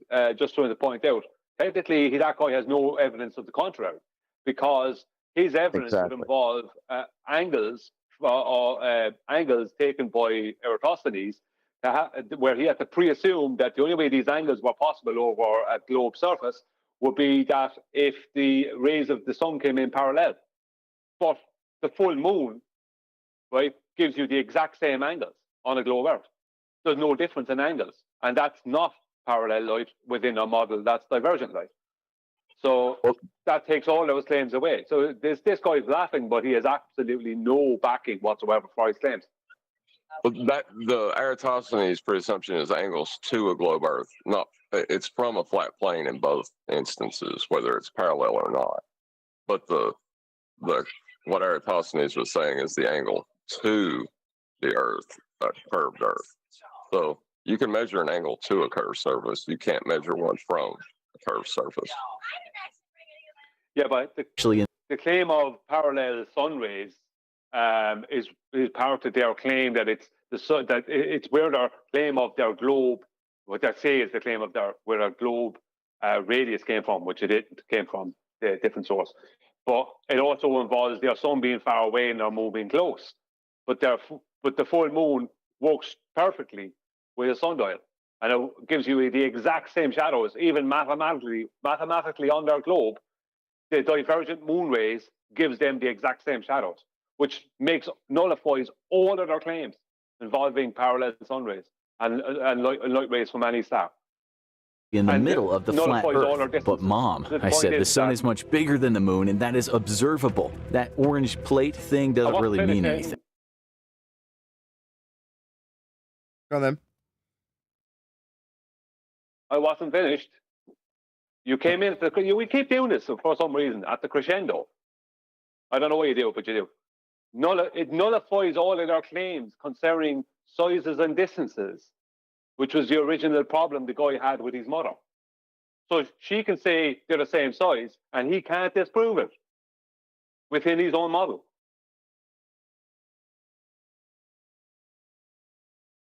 I also explained to her that if this theory were true, then New York and building your online business? Not a theory. would see the sun set and rise at the same time, which is not true. There is a time difference, so when it's evening in New York, it's afternoon in LA. How can that be? She told me I'm an ignorant fool, but didn't answer my query. This was quite... What? Your query was to assert that if we had a sun and a moon that were the same size, we'd have no difference in terms of the time of day. That's your assertion. That makes no sense even if you take her claim, which we disagreed with, into account. As the ball of light moved over different positions of the land in her description, that would change the time of day. So this doesn't even make sense as a straw man. Quite strong language for my mom. It seemed to me that all those hours she had spent... Oh, I see. So when you offered up a crappy straw man, you're saying she just swore at you? Oh, I see. Very interesting. arguing online had made her quite intolerant to opposing ideas. Opposing ideas? You just told her that the moon and sun were different sizes. You gave her absolutely no justification, and that is absolutely not what we observe. But you, by way of basis assertion, just told her that they were different sizes, and then took what we observably saw, with them apparently the same, and zoomed out on one of them. That's all you did. To me, it sounds like he's just poisoning the well. I mean, I don't believe any of that nonsense he just said. It just sounds like he's saying, oh, anybody who spends a lot of time online researching this particular subject is going to just have this type of arrogance that he can't deal with. That's what it sounds like to me. I can't divine his thoughts, but it sounds like nonsense. Not only that, did he explain time zones? Is he explaining it to her? Just because what he says the moon and the sun are, that explains why it's daytime here and nighttime in LA, or vice versa? No. I don't hear no explanation. Well, just to add to that, the United States is about the same size, maybe around the same size as Australia by claims of measurement. And there's 4 time zones in the United States. There's only 2 in Australia. How does he explain that? Dare I say it, I was offended by her breach of familiar decorum. Okay, I said, once I unruffled my feathers. What's at the edge of this flat world, and why don't things just fall off? She told me that surrounding... Yeah, that's an interesting claim as well, because while your mum might be claiming that there's an edge to the world that she showed you by a demonstration of how the sun works, we don't claim that. However, you do as a globe-believing muppet. You've got a tangent point to a physical geometric sphere edge horizon for boats to fall over. You've got a whole maths based on it called Earth curve maths, where you literally assert that boats are falling over the edge of the horizon, formerly known as Earth curve. Below sea level. Ice wall. They're going to an ice wall. I know it. Hold up, below sea level as well. So he would have to assert, if he was going to try to use the mathematics and misinterpret what's actually being shown, is that the boat is being hidden by a physical geometric obstruction below water level. In the maths, yes, it's below surface level in the globe Earth maths that I just alluded to, that has a below surface level Earth curve edge for boats to fall over. Surrounding the Earth is a giant wall of ice, and that is Antarctica. Yeah, I haven't shown that. I haven't been there. I don't know that that's the case. I don't know that it's an all-encompassing ring, so I don't claim this. Like Game of Thrones, I said, laughing. Claim it, though. Didn't you, Neil? It's a good shout, Neil. Had they got to that? Should we fear the White Walkers? I knew it was going there. If you're not going to take this seriously, I won't explain further, she said. Sorry, 1 second. It's the standard. What they do is they bring up the straw man about people falling off the edge, and then when someone says no, it's enclosed, then they go straight to the ice wall nonsense. That's how they do it. It's like they're trained to do it. Yeah. Said sternly. Okay, go on. She said the sun was in fact not millions of miles away. She said it's actually only about 32 miles in diameter, and it hovers around the flat Earth at around 3,000 miles away. We don't make this claim. This is a straw man given to flat earthers at the Feast of Nonsense when they first arrive here. But you can't get an angle. Go on, Brian. Oh, no, it was me. I'm sorry. I didn't mean to interrupt you. It just excited me because the 3,000 mile claim, it comes from when you apply the celestial sphere model and then re-engineer the flat plane and use a mathematical transformative function to turn it into a sphere. You then take that same measurement and apply an actual height of 3,000 miles to try to debunk the flat plane you just used to measure the height of the object.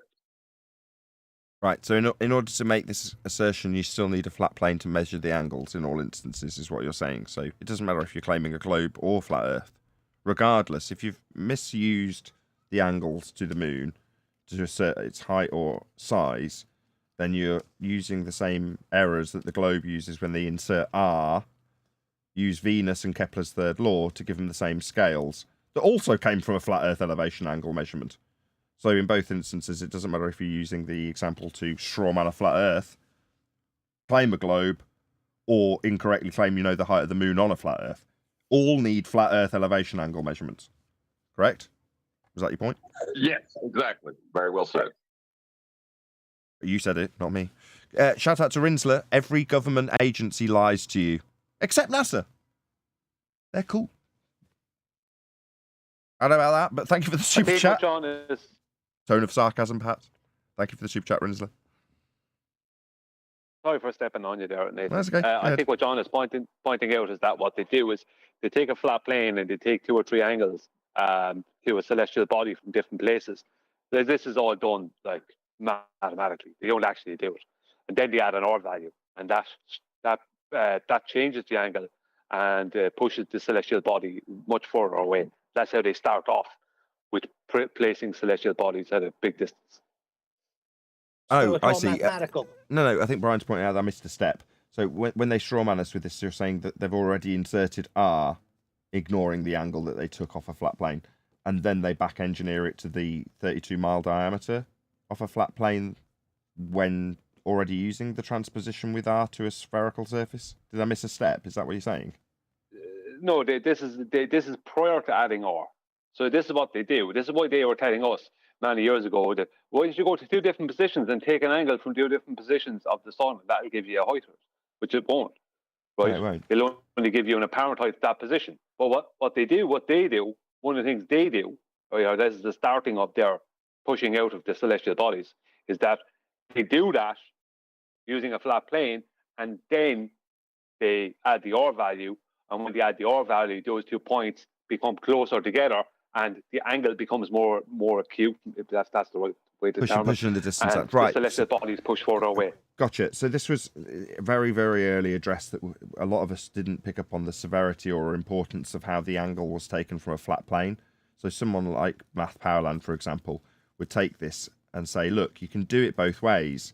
You can do it on a curved surface, or you can do it on a flat plane, and they both give you the same result. And Smokescreen Design made a response to Red Rhetoric, who was making a response to Jeranism in regards to the distance to the moon. And what Smokescreen Design did, this is back in 2014. This is like ages ago, one of the very first, earliest videos, or it might have been 2015, but either way, a long time ago. What he showed was that you take an angle measurement from a flat plane, although we didn't highlight that, and then insert the R value. Now, in so doing, what you're doing is, as Brian's just described, making the angle much more acute, pushing the distance much, much further away by calculation, by inserting this R value. But what you're actually doing when you do that in the maths is ignoring, or I don't know if disabling is the correct word, but you're disabling the angle that you took to insert the R value to, because part of the angle was the surface, the flat line for the angle. So the moment you insert the R value, one of those lines that gave you the angle becomes curved, stops being, it's self-defeating. I don't know if that's, I can't think of the right term, but at the point that Smokescreen Design potentially could have recognized that, no, it's not that we can do this both ways. It's that both ways use a flat Earth elevation angle first, and then you insert the R value. Whereas he just focused on the, well, look, they're inserting an R value, and then they're giving you the distance as being far away. Whereas if you don't insert the R value, which was his main point, you end up with it being 3,000 miles and 35 miles in diameter if you want to extrapolate that through the triangulation. But he's saying, here's the difference. One adds an R value and makes it very far and big. One doesn't add in this prerequisite that they assert by begging the question of an R value and comes out with a different measurement. What he didn't highlight was both use a flat plane.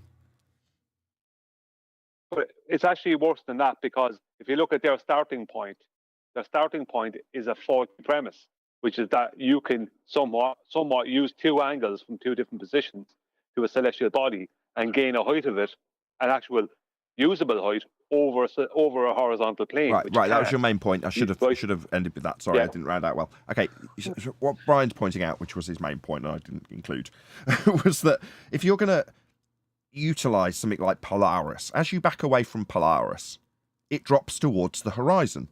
Well, does that mean that Polaris is touching the horizon when you're at the equator. Does Polaris ever touch the equator? Touch the equator. Touch the horizon? No, it does not. It's always in the sky. It's always above you. Yeah? So it's never touching the horizon.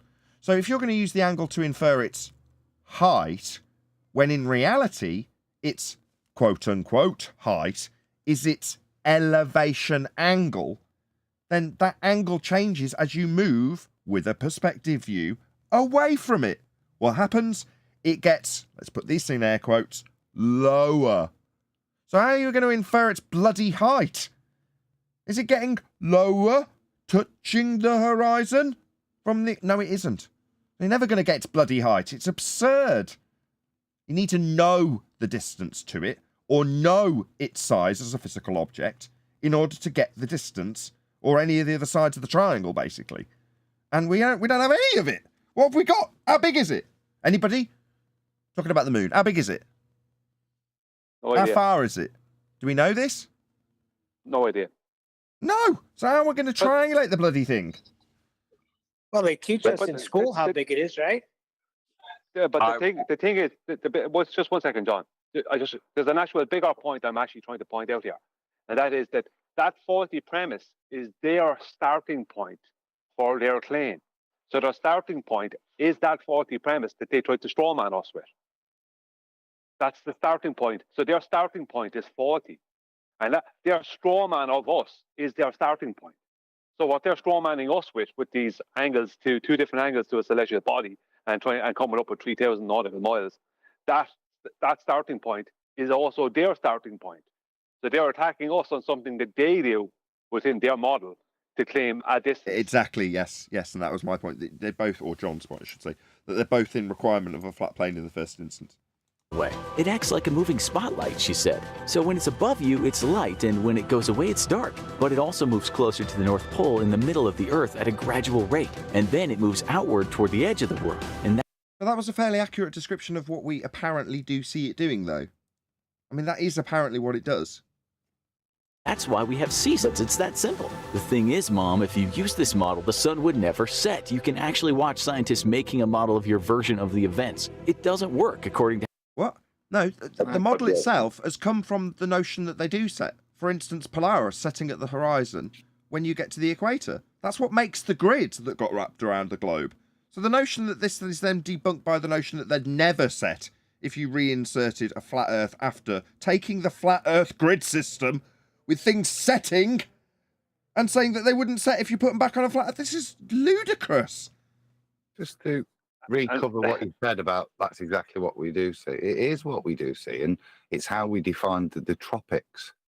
So that the two tropics are when the extremities of the movement of the sun in the sky, and we define the tropics of the zenith of the sun when it's at its furthest and nearest points to the center or the equator during its transit throughout the year. We observe the same thing with the moon, but on a monthly basis. These are things we see. These are things that we've determined what they're going to work from. Where does they put their tropics on a ball? They were defined from a flat Earth elevation angle. How things are down here. Scientists don't do that. That's not what scientists do. Yeah. The man said scientists do this thing. They don't. That's not what scientists do. Have you guys got Scientists do experiments. Sorry, guys. Sorry. Check out the diagram he's got on screen now if you've got the live stream up. He's about to show you a flat Earth celestial sphere depiction. Here. Moreover, I told her, during the equinox, the sun rises due east and sets due west. That is a celestial sphere on a flat plane that he's depicting. And that mad. This is a flat Earth, my friend.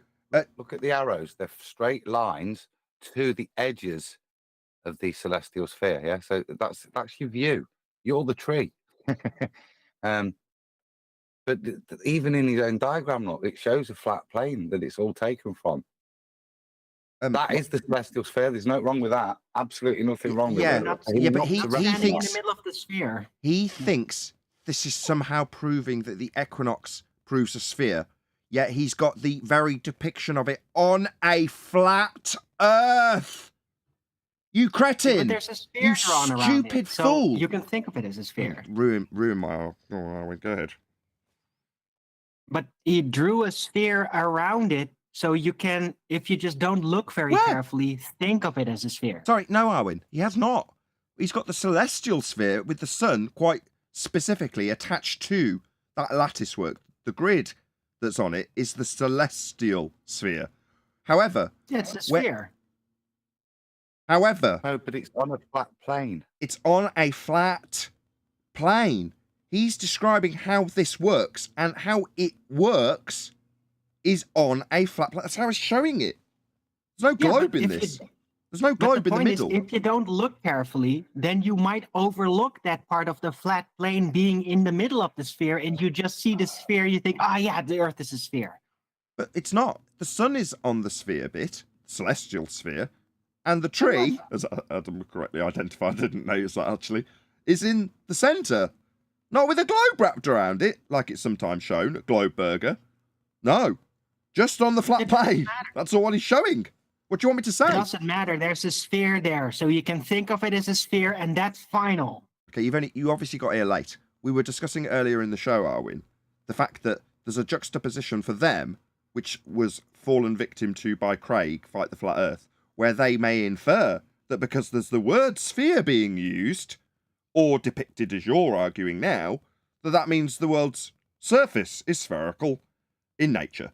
However, that is literally not what this is showing, and not how it's being described as, quote, working by the narrator right now. This is a depiction of a flat Earth with a celestial sphere around it, but he's referencing it like Craig did, as though it proves a globe, like you are saying, Arwin. Exactly. So everything you just said is all irrelevant, because I can look at it, see a sphere, done, over. It's a sphere. Everywhere on the planet except at the poles. How Not in that depiction. Go on. could this be possible with your orange and plate theory? Sundials wouldn't even work, which would have been bad for people before we started using timepieces. Brian covered this a moment ago in terms of the parallel light that they assert that's coming to the spherical surface, when bearing in mind we take angle measurements from it. Either way, you've just shown how this works. Off a flat plane. Your video proved that the Earth's flat and how it's being depicted with the celestial motions in the dome of the heavens. That's what you just showed. Go on. Right, and the reason that sundials and moondials work is because they are a horizontal plane that is parallel with the plane that you stand upon. And he just showed. Maybe you guys think I'm over-labouring this point. Right, I don't care. I am going to go back to it anyway. This, on screen now, is a flat Earth. Now, he thinks that he's just described to his mother how this motion of this celestial item tracked and measured and plotted with grids on a flat Earth and then later transposed onto a globe, but will still work at the equatorial plane.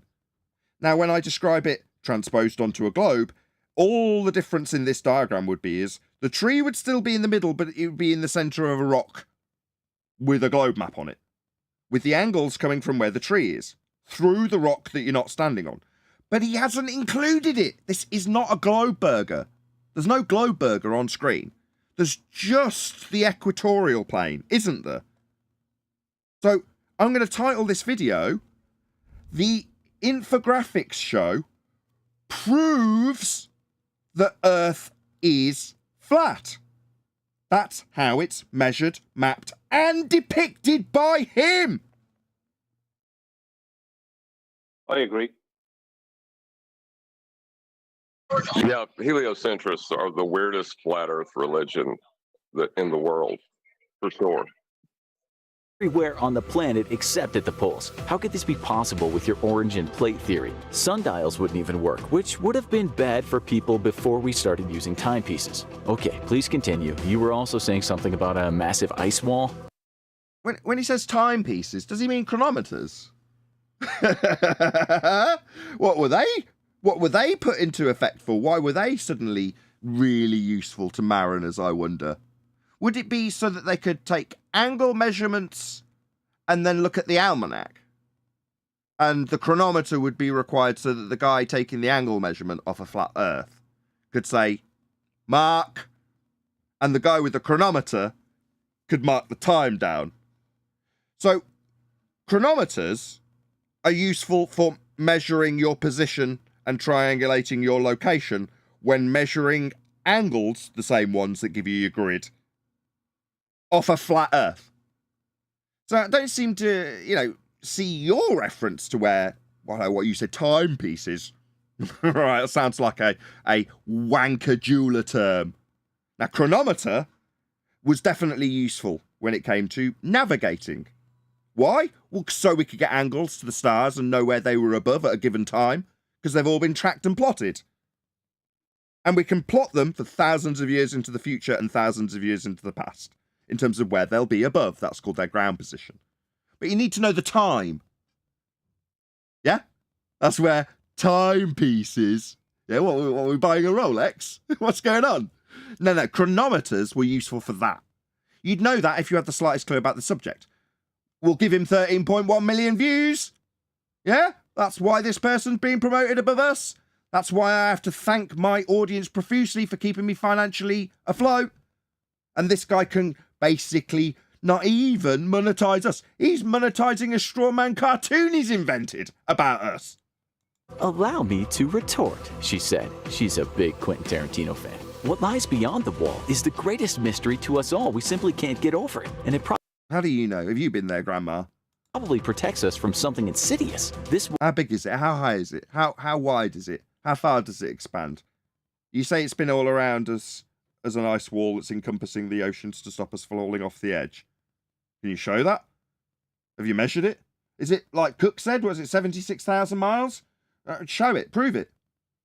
Wall holds in the oceans, and it keeps us from one, Nathan. Sorry, I've got no problem with him taking up a picture of Jon Snow. Even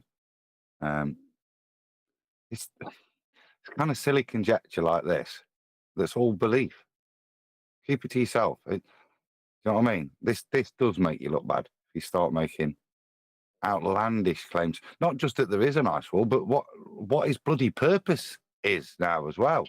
Protect us, right? There's something hideous out this there. is, whoever asked earlier, an argument from ignorance. We don't know what's beyond, therefore it is. Well, what? Because you don't know. That's your argument. That's an argument from ignorance. From knowing what's beyond. In fact, this year we plan to sail to the wall in what will be one of the boldest missions humankind has ever undertaken. Okay, so who is going to be on that great voyage, I asked her. She told me it's headed by Flat Earth International, a group she is... There's a new soap. Is this a made-up society that the cartoon's got now? Is he expanded his own Flat Earth cartoon universe? Or does somebody know about Flat Earth International? Well, First time I heard of it. Maybe it's like the new Flat Earth Society. I think he's invented this for his cartoon. I think he's invented this for the purposes of strawmanning and stereotyping. Yeah, he sounds like he made that up. Yeah, he's made this entire narrative up so he can attack it. It's just one big massive cartoon-shaped straw man. Member of Mom. Yes, Neil. No, I was just going to say, they could say whatever they want, so he probably did make it up. Well, interestingly enough, when they keep on talking about the boundaries and this container that we need for gas pressure and the way they deny it, they have a boundary as well where they have space expanding into space that they don't ever talk about. On my tone, I just Googled it, and there is no Flat Earth International. Now, the only thing I could find, Arwin, just this fit is the Flat Earth International Conference. Yeah, exactly. Yeah, there's also the ZIFAS, International Flat Earth Research Society, which is Eric Debay, who reappropriated a former similar named institution, I believe. But the ZIFAS. But this particular example is just him really showing how cheated his hand is. How else to phrase that? How far the straw man goes. That's a good example. How far the straw man really extends. Yeah. very surprised that there's this giant wall of ice around the world, and so far no one, I mean no one, has ever photographed it. Again, this cartoon imagery, by the same standard, right? There are physical photos of ice, but that doesn't automatically infer that there's a 76 or whatever it is 1,000-mile in circumference ring around us made of ice. I do not accept that unless, like you are asking for, a standard be reached. But when you say, well, there's no photographs of an ice wall, I can show you an ice wall in photograph form. But the inference of a 74,000-mile ice wall, I'm not going to stand by or infer or claim, because I just don't know it's the case. I've no idea. Right? But what is this discussion all about? This is the main point, right? This is the heavy-hitting point of the whole discussion. What's it all about? Now, when he started alluding to this travelling out on a yacht, Math Powerland has alluded to that at one stage in his career on Flat Earth. Now, Math Powerland is an extremely clever name, because what it represents is the entire deception that we are faced with. What's it really about? Well, it's about math. That's where your Earth curve edge for boats to fall over on a sphere comes from. The math. It's below surface level, in the math. The tangent point. Refraction! My bad, sorry, there's a parrot behind me. The tangent point horizon that boats fall over in your Earth curve math. Yeah, that's math. Why would you need to use this math? Well, to keep you under control. Maybe it's to stop you exploring. But that is ultimately a demonstration of power. Power in regards to what? Well, the new worlds, as they were labelled on the map, before they all changed. The new worlds out in space. What's that? You say space? Yep, that's what they used to call the area out towards the horizon, where they found the new worlds. So we used to go to space and find new worlds out towards the horizon. Now the Earth curve edge you think boats fall over. So it's about math, it's about power, and it's about land. Because that's where the deception lies. The very physical, spherical nature of it in your belief. So Math Powerland may have had some lofty aspirations about travelling out towards the edge of the world that we know. Not that the ice wall resides at or there's an edge at. That we know. And in historical, documented, easy to reach history, you can show that we have discovered new worlds. Now, where are the new worlds in our current paradigm? Oh, well, they're in the sky. They're rocks. The little twinkly lights that you were told to dream about as a kid. Twinkle, twinkle, little star. How you wondered what they were. No, they're rocks. They're worlds. Can you get that? No. Oh, but these men say they're going, and they've spent millions on it. Billions, in fact. I've never been, and it violates natural law. But those are where the new worlds are now. That's space. Was that space not the horizon anymore? No, that's an edge for boats to fall over now. What's that? That sounds like a flat earthy thing. Yeah, it does, doesn't it? Yeah, the absurdity of where space used to be versus where it is now, and the edge that boats fall over, and that flat earthers get asked about. Irony of ironies. The weakest part of the globe earth paradigm that takes the math and takes the power to talk about the land gives you an edge for boats to fall over. That in this specific video he's being asked by Grandma, well, you don't know how the earth looks, you've never seen it. No, I haven't, but men have paid billions for me to indoctrinate myself into believing that I can see what they see. Yeah? I think that goes to what he's actually wanting from his mother. Is he wants a picture from a place you can't go to of an ice wall that nobody but, low-level flat earthers who don't understand why it's flat would claim. Not only that, John, he keeps talking about edges. Doesn't the sphere have an edge? Yeah, boats fall over their edges at the horizon before 2020 at least. We debunked it with the Black Swan. If the Earth was a sphere with a radius of 3959 miles, then every distance to its horizon, tangent point edge for boats to fall over, could be no more than 1.2 times the square root of the observer's height in feet, as per the Earth curve mathematics. However, we showed that the Earth curve edge horizon is beyond the geometric limitations of a sphere Earth radius 3959. in the form of the black swan, where we have oil rigs denoting how far the horizon is. And it's beyond their geometric limitations, proving that it's not a tangent point, as asserted in their maths, therefore not an edge for boats to fall over. And they told us explicitly that it wasn't an edge for boats to fall over. When we pointed this out, they told us it was refraction. Boats go over a refraction, apparently. Definitely not Earth curve.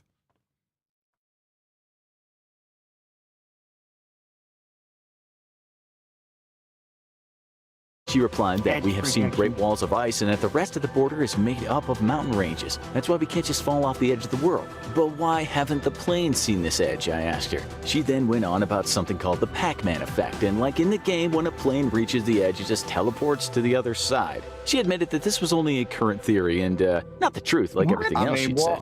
Seriously, what kind the of fuck is that? crazy idiot believe that? That's the most ridiculous Let me answer, Adam. explanation of a looping realm theory that I've ever heard. Sorry. And it doesn't apply to a disk. It's ridiculous. Adam, the kind of crazy idiot that a globe-believing, ill-informed, ignorant videographer would create as a cartoon straw man to represent his opponent. That's what kind of idiot. What I liked is how much of a straw man it is to people who even have the concept of a looping model. It's even a defunct looping model concept. I'm surprised that to find a mention of that in some baller video. Like, what? But it was like the most incorrect way to basically put it down that you could ever conceive of. This was now new territory, and those men in white coats were suddenly becoming quite real to me. And what about gravity? I asked her. To which I see. So your sentiment is that in this cartoon straw man stereotype fallacy of your grandma, upon her telling you that there's an ice wall and a Pac-Man theory, you're saying you'd send the psychiatric help around to commit your mother. That's how strongly you feel about what she's just told you. You'd have a. Would it have been nice though if Grandma had turned around and gone, "Which one, dipshit?" which point she said the whole thing is a hoax. Things just fall. She dropped that orange to prove her point, and but she dropped an orange to prove her point that things just fall. That's your claim of gravity when you say things just fall, because that is what you say as a globe-believing Muppet. Now, when I release a helium balloon, I would feel absurd if I say things just fall, like your grandma, who's supposed to be a flat earther. Why would it be that this flat earther is giving you her version of your argument that things just fall when they don't? Have you never seen a cloud? The same cloud that violates the second law of thermodynamics when you depict it next to a 10 to the minus 17 torr sky vacuum with a spaceman that needs containment for his gas pressure. Yeah? You know, that's interesting because there's this cloud factory in the sky that creates clouds and drops them, and I was almost crushed by one of these falling clouds. Maybe she's going to break into relative density. Maybe she's going to explain why the orange is falling. Shout out to Joe Vilcomer, who says, "Free milestone chat, yippee! Love the show. Thank you for the super chat. Really appreciate the support." She won't kneel because she said things just fall, and we don't observe that. Things float, fall, or remain neutral. That's what we observe. She didn't say that. He said things just fall, or he said that? She said it. She's represented by him as his straw man ready to burn stereotype fallacy of a flat earther. He's asserting that flat earthers walk around saying things just fall. No, they don't. No. Helium balloons go up. Clouds go up. Yeah, you're not seeing gas vapor go through a phase change on the ground. It's doing it in the sky because the gases have gone up. But he's saying that because he's got a gravity assumption, it's perfectly reasonable. 116 people watching. Woo-hoo-hoo! Please share the show. Really appreciate it if you smashed it already. He's saying that a flat earther asserts that things go down, go boom, boom. It's his gravity claim. He's foisting it on the flat earther. Like we make that claim. Oh, he's putting what they say on her. Yeah, they're projecting. They think things fall down, not projections. my utter astonishment at her simplicity and undermining years of science, I wondered why on earth she ever sent me to school. She said under this flat earth there are magnets and they pull the oceans and change. Okay, there are magnets underneath the Earth that pull the ocean. What the hell? It's never heard anybody that was proposing a flat Earth ever come up with that, even when they're like delirious or something. He's gone. He's This gone is mad. straight He's gone. up He's gone horseshit. bonkers with power with his straw man stereotype fallacy. He's just gone. I could just say any old shit. I heard someone talk about incoherent dielectric acceleration. So magnets under an azimuthal equidistant projection with a dome over it. Why not? I mean, I could say what I like. When I straw man and stereotype my opponent, based on my grandma, who I've committed because she says that Pac-Man theory is true. Change sea level. Maybe we should talk about the stars, I said. Yeah, maybe we should. Told her that if we were on a flat Earth, we'd all see the same constellations in the night. Really? Even though on a flat Earth, you're measuring the minimum angle to things like Polaris to give you the equator that's later going to be wrapped around a sphere. But on a flat Earth, we'd see the same stars. You see, no, the juxtaposition from transposition to globe with flat Earth doesn't alter how the globe was made in the first place, with elevation angle measurements to their positions diminishing as you move away from them. That gives you your grid system to wrap around a globe. It required a flat Earth. Night sky. In real life, if you were at a certain latitude, you might... Latitude? Ding, ding, ding, ding, ding, ding, ding, ding, ding. Who from the panel wants to tell me where latitude comes from? Flat Earth elevation angles to Polaris. Why would you be bringing up latitude, my friend? This is very much an elevation angle measurement to Polaris that required a flat Earth, my friend. Why am I being rumpus? Go ahead. Grid system. They don't have a grid system, but they got grit. They got a grid system. Don't talk about the grid, man.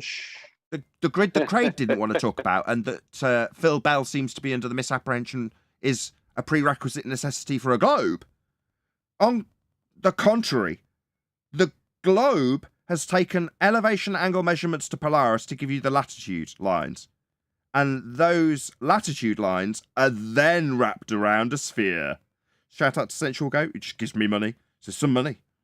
Thank you very much for the £20. Really appreciate the support. Thank you so much. And to all of it, I haven't actually checked, but if you have, smash PayPal link. Really appreciate it. Times are tough, as I'm sure you're all aware. Yeah, latitude lines. That's a flat Earth elevation angle measurement to Polaris. Yeah, I feel totally justified in not only sending my audience to let his audience or their audience know that Nathan Oakley or at Nathan Oakley 1980 sent me, but also in titling this video, the Infographics show prove Earth is flat. Because they have. This is the second example. Not the first, the second example. Not only did he show the system that is utilizing a celestial sphere on a flat plane, now he's referencing latitude. Something that can only be acquired from a flat plane. Bad move, my friend. Bad move. Go and let him know. At Nathan Oakley 1980 sent me. We've got good numbers. 115 people watching. So yeah, it's not like it's even detrimental if you go immediately. Please come back though, because we'll still be live. I'm going to stay live a little bit longer. You'd see the Big Dipper, but if you were at another latitude, it wouldn't be visible. How's that possible? Going back to ancient times, astronomers saw... But how is that possible? It isn't without a flat Earth. The very notion that you mentioned, latitude, requires it. You're proving that Earth is flat. The changes in the constellations, and they knew the Earth couldn't be flat. Couldn't be flat? What, when they measured elevation angle measurements? Off a flat Earth to give you latitude? Are you insane? Just poorly researched. Right? Me, I have to e-beg to survive because I've done decent research. Total lie. It's all down to the people on the panel. But I've done excellent research. Right? You, on the other hand, have got 13.1 million subscribers, and you're literally describing how something that can only be measured off a flat plane, that's latitude, can't work on a flat Earth. You're so ignorant, it's embarrassing. Give him 13.1 million subscribers. How do people on different sides of the world see... Different sides of the world? Is that you begging the question of hemispherical antipodal positioning by any chance? Yeah, it is. Do you want to prove that antipodal hemispherical positioning when you say other side? Well, like other side of a coin? No, you're going to prove that antipodal position, not beg the question of it. Different night skies. She told me when we travel, we simply have a different perspective, so that when we travel away from things, they can become smaller and then they just disappear. exactly as was measured with the elevation angle measurement to Polaris. That's absolutely correct.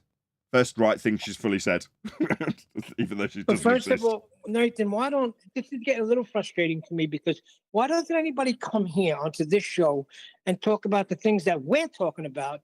And let me see them debunk those things that we're talking about. Not what some people are talking about from the feet of nonsense. No one's seen them. We covered this at the beginning of the show. You type in Flat Earth, you get Simon Dan. And then you're under the misapprehension, if you watch his material, that you've researched Flat Earth. Meanwhile, as I just literally said in the last 5 minutes, I have to e-beg my way to survival because the only reason we've got 115 people watching is because the people who are watching have either gone to this video and written at Nathan Oakley 1980 sent me, and by pure coincidence, their mere fiat publicity that they get just from being out there has led to this video getting a couple more views, or, much more likely, the people who are regulars hit the share button.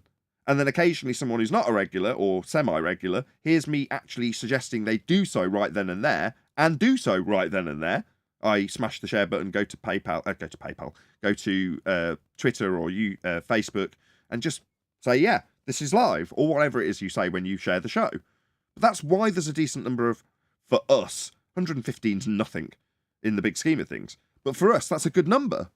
But we're fighting to get that number, as opposed to just having the numbers delivered to you because you're soaking up every single Flat Earth search that ever gets done. And if you're looking for funeral homes, you might find me at the bottom of the list. You know what I mean? Okay, so I'll refrain. Let's say when comments under this guy's YouTube channel are promoting the fact that we've gone over this video and have a listen here. Now, if he doesn't come and contact you, then we know he doesn't want to. Yeah, no, maybe. I'd say he's so big that he may not even know us. Either way, you could just got to play the numbers game in that regard, Neil. You know, there are people, so far there's been a couple that have actually responded to us. Dave McKeegan was one of them. You know, he made a video in response to me without a link to my video on his basically completely unknown YouTube channel. Well, thanks very much, Dave. But they are still there. Just in case this guy does decide to actually check this out, just so he knows, something that's 6 foot off the water will disappear about 3 miles away for someone standing at the shore with the human eye. Once they're standing at the shore with where the water is touching the sand, that object will disappear due to angular resolution. Being an angular resolution limit, that's what will happen. Just in case this guy is, because what I heard, the last thing you played of his was that this was some kind of crazy idea. It's like, no, that's a real thing. It's called perspective. Well, there is a link going by right now, so if you did want to go and check him out, or them out, the Infographics show, and say at Nathan Oakley 1980 sent me, that'd be really appreciated.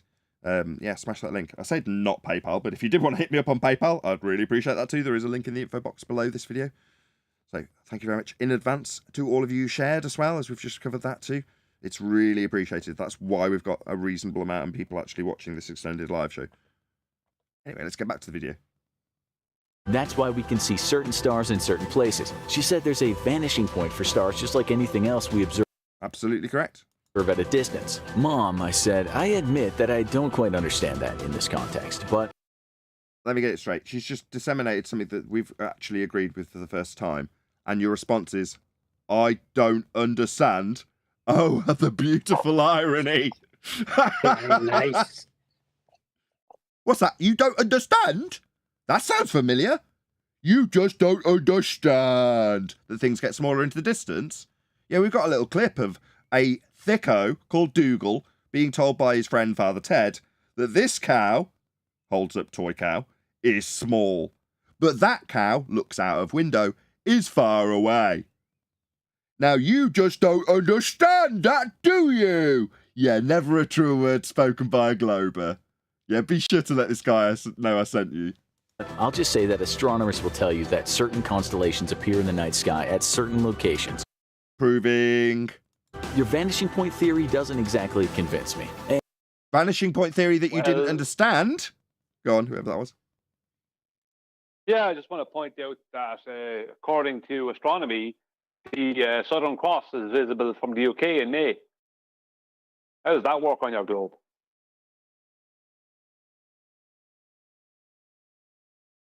And let's talk about the horizon when we see things like ships float out to sea. They get... Oh, are you about to tell us about boats falling over the edge? Is that what you're about to do? Did your little straw man competition in the form of your grandma tell you that boats fell over the edge of a pizza pie flat earth that we obviously objected to? But now you're going to get into boats falling over an edge, are you? Oh, really? Isn't this interesting, ladies and gentlemen? The globe-believing Muppet is about to tell you that boats fall over a tangent point physical geometric sphere edge horizon at 1.2 times the square root of the observer's height in feet, debunked by the Black Swan in 2020, around about the time this video came out. Farther Which away and also exists below sea level, apparently. Below sea level in the maths, correct. Below surface level. Here to sink. We see less of the ship. Let's say the water... Oh, did it just fall over an edge? Whoa! Yeah. Should we watch this cartoon of a boat fall over the edge again? I think we will. Point theory doesn't exactly convince me. And let's talk about the horizon when we... Let's do that. Let's watch your boat falling over the edge. There it goes. Kapoosh. It's very calm. If the Earth was flat, we'd see that ship go out for a long way. And really? Yeah, you just told your mother that, or grandmother or whatever she was, that you didn't understand the whole perspective theory? So given that you don't understand it, you're going to now decry that this cow is small and that cow is far away? Are you thick? Are you dumb? You don't appreciate that stuff gets smaller? Oh my God. If you're one of this person's subscribers, let's be honest, he's just told his mother in his story that he didn't understand this, quote, perspective theory. And then he's denied that stuff gets smaller, even though it's in his own depiction of boats falling over his globe edge. Yeah, you heard me right. He's denied that stuff gets smaller. I might as well just say, I was about to say, hashtag shit shrinks. That's right. But you don't understand that, do you? The theory. Not theory, you don't know what theory is. But perspective theory. You don't understand that, do you? So you can just deny it 10 seconds later that it even happens. Because the only thing that's causing these boats to plop over an edge is Earth curve geometry with a tangent. Maybe you should get with the times. Your own kin on the globe side has debunked that assertion, my friend. They say boats go over refraction, not Earth curve, not this tangent point, not boats falling over physical geometry. Oh, no, there's refraction at the horizon, Dumbo. Yeah? Didn't you know? Black Swan. Ask your own. Refraction, mate. Not an edge. No, boats aren't falling over this edge. The tables have turned. And then it would disappear. Nathan. Yes. I just want to say that the horizon is not a refracted position. That is just their claim, because the horizon debunks their model. So they have to claim that there is a geometric horizon that we never see because it's always refracted. That's what they have to claim, because they don't have a geometric horizon. It's not our claim. We don't make a claim of a refracted horizon. I love it when Brian's hyper-specific for me on my behalf in regards to what I'm not claiming. Yeah, according to them, their requirement for a geometric Earth curve edge horizon for this boat to have been depicted falling over requires a tangent geometry. That's what they're claiming. Their response that it's refracted isn't our claim. It's their debunking of their own claim. It's them smashing themselves in the face with a shovel because they need a tangent point. That's their geometric assertion. I mean, some of them, like Ruhif, Glenn Williamson, are retarded, and it takes them 3 years to appreciate that the tangent point as their assertion of an Earth curve edge for boats to fall over is an absolute requirement. They'll ask someone like Brian, what's wrong with having a bent line to it? Over the horizon. Then let's say paradox. Yeah, it's the Arwinian paradox as labelled back in 2021 by Arwin. Or he's the first to coin the it. object. We might see it, but see it seeming to... Sorry, did you say it was the Bryanian? Because of the two... Brownian paradox. The one that was stolen by chocolate?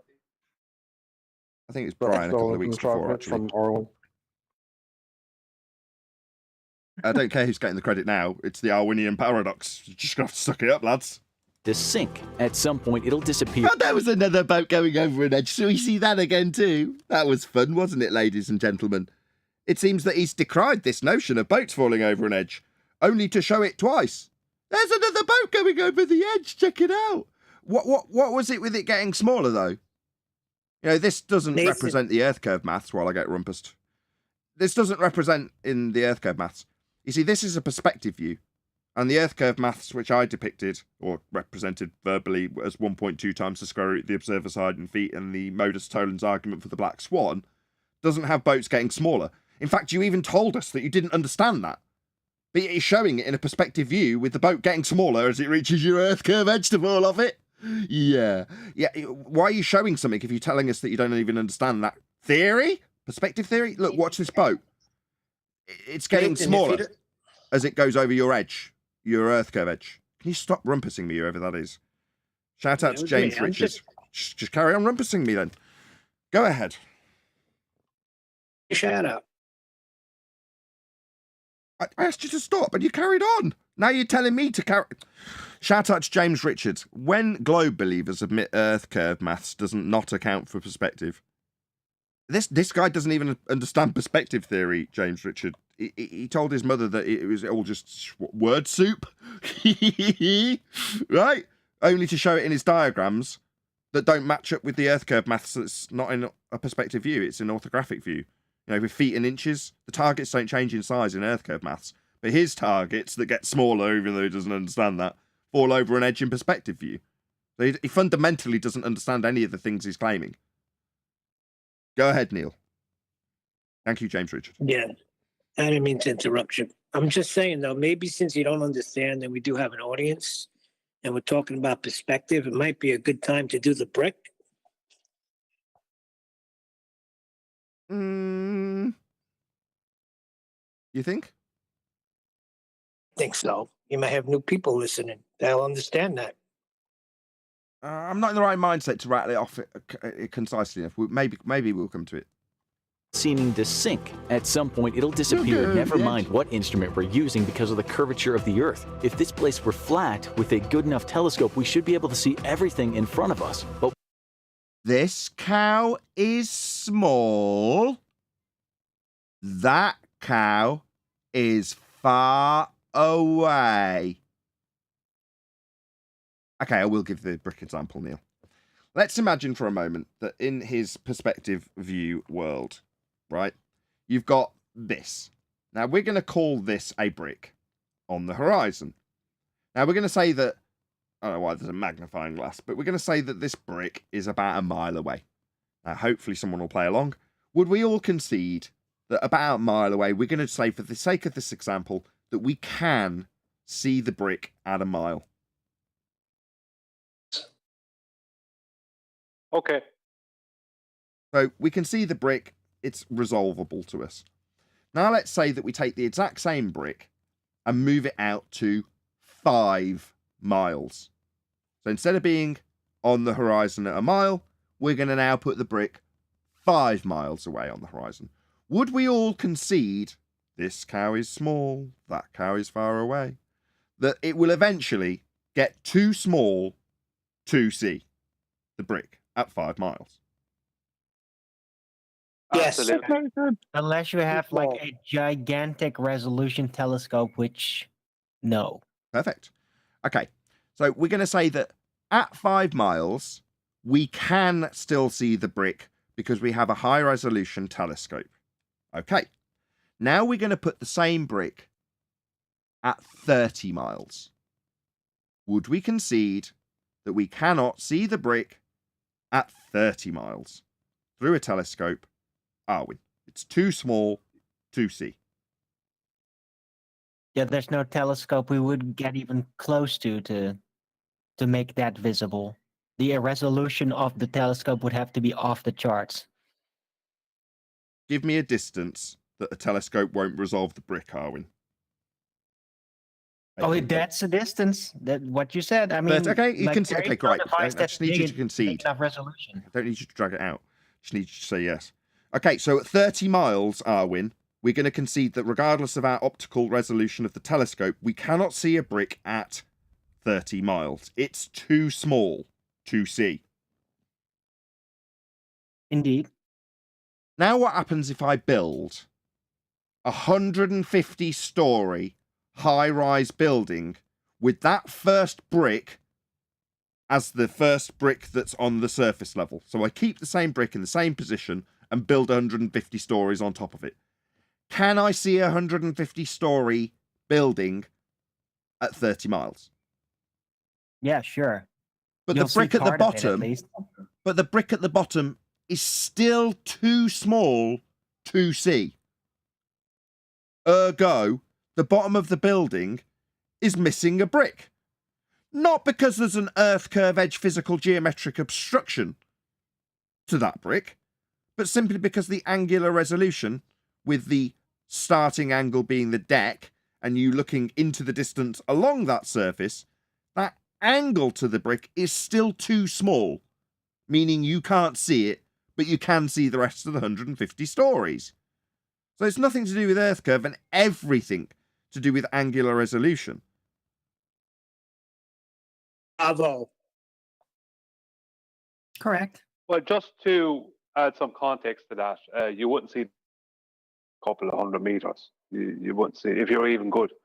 You wouldn't need to, with the human eye, that brick would disappear extremely fast. Like, so 1 mile away, you definitely would not see that brick in 1 mile. Even though we all agreed, yeah, we could see it a mile away. No, you wouldn't see that brick a mile away. Not a hope. Yeah, but for the sake of people just like Arwin being awkward and extending the, throwing in a few roadblocks.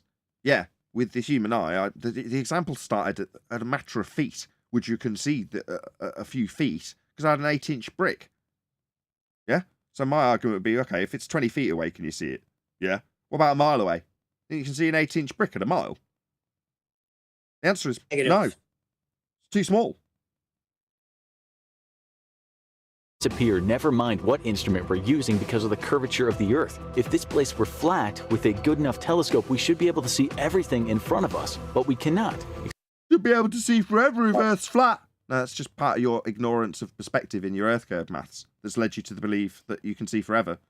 Explain that, dearest mother. Look, son, Yeah, it's all hold on. Can I say something? It's also, with a good enough telescope, we would be able to see it, but we don't. Oh, really? What is this good enough telescope that would theoretically be able to allow you to see that? Right? So he's actually even straw manning his own remark. His own claim. He's not disproving that it is potentially possible if you have a telescope large enough. But it is part of their, it's part of their claim in their paradigm. So based on the assertion that you can bend light at the rate of the radius, that's terrestrial refraction. If you've got a strong enough telescope and you've got strong enough terrestrial refraction, then you'd be able to see your own arse in a telescope based on globe Earth refraction. Because there's no perspective. From Rumpus. It's Paul Voigt, actually. Clear enough day. Bit of Paul's maths. Bit of Paul's maths, right? Paul Voigt. But that was even incorrect from Rumpus. That's not their actual. That's not over anything over 6R. He doesn't understand over 6R. Over 6R unbends their globe. It does, yeah, but infinite over it doesn't matter. Infinite over 6R is a horizontal plane. You won't see back at the back of your head. That won't ever happen. You'll never see the back of your head. It just unbends the globe out. That's what over 6R does. It's rates of unbending of a globe out. Yeah. Well, so you didn't. The globe out is always an outplane. Okay, look, it wasn't our claim, and we're not trying to defend it, but it was put forth by Paul Voigt that with a strong enough telescope and enough refraction, then you would see your own arse in it, because their maths excludes perspective. So your arse never gets too small to see if your light's bending all the way around in a spherical nature. That was his claim and his maths to prove it. Right? Well, that just means that he doesn't understand that stuff gets smaller as it gets further away. He thinks that 24,000 miles away, you can see your own arse. So he was making fun of the looping thing before, but these people think they have visual looping? Yep. That's the assertion, exactly. Yes. Yeah. Yes, they think hypothetically in there. Refraction just makes it like that. Hypothetically, yes. And the maths to show it was presented by Paul Voigt. In light refraction, the object... No, they weren't globe maths. No. He didn't show you maths to prove it or present it. What he did was he took a misunderstanding of the differential between eye level and sea level at the point we call the horizon, where we take a dip angle correction, and then he took the arc that forms from the Rayleigh criterion and how that changes in altitude and the diameter of the circle you observe, and applied that to the Earth as a curve. And then ta-da!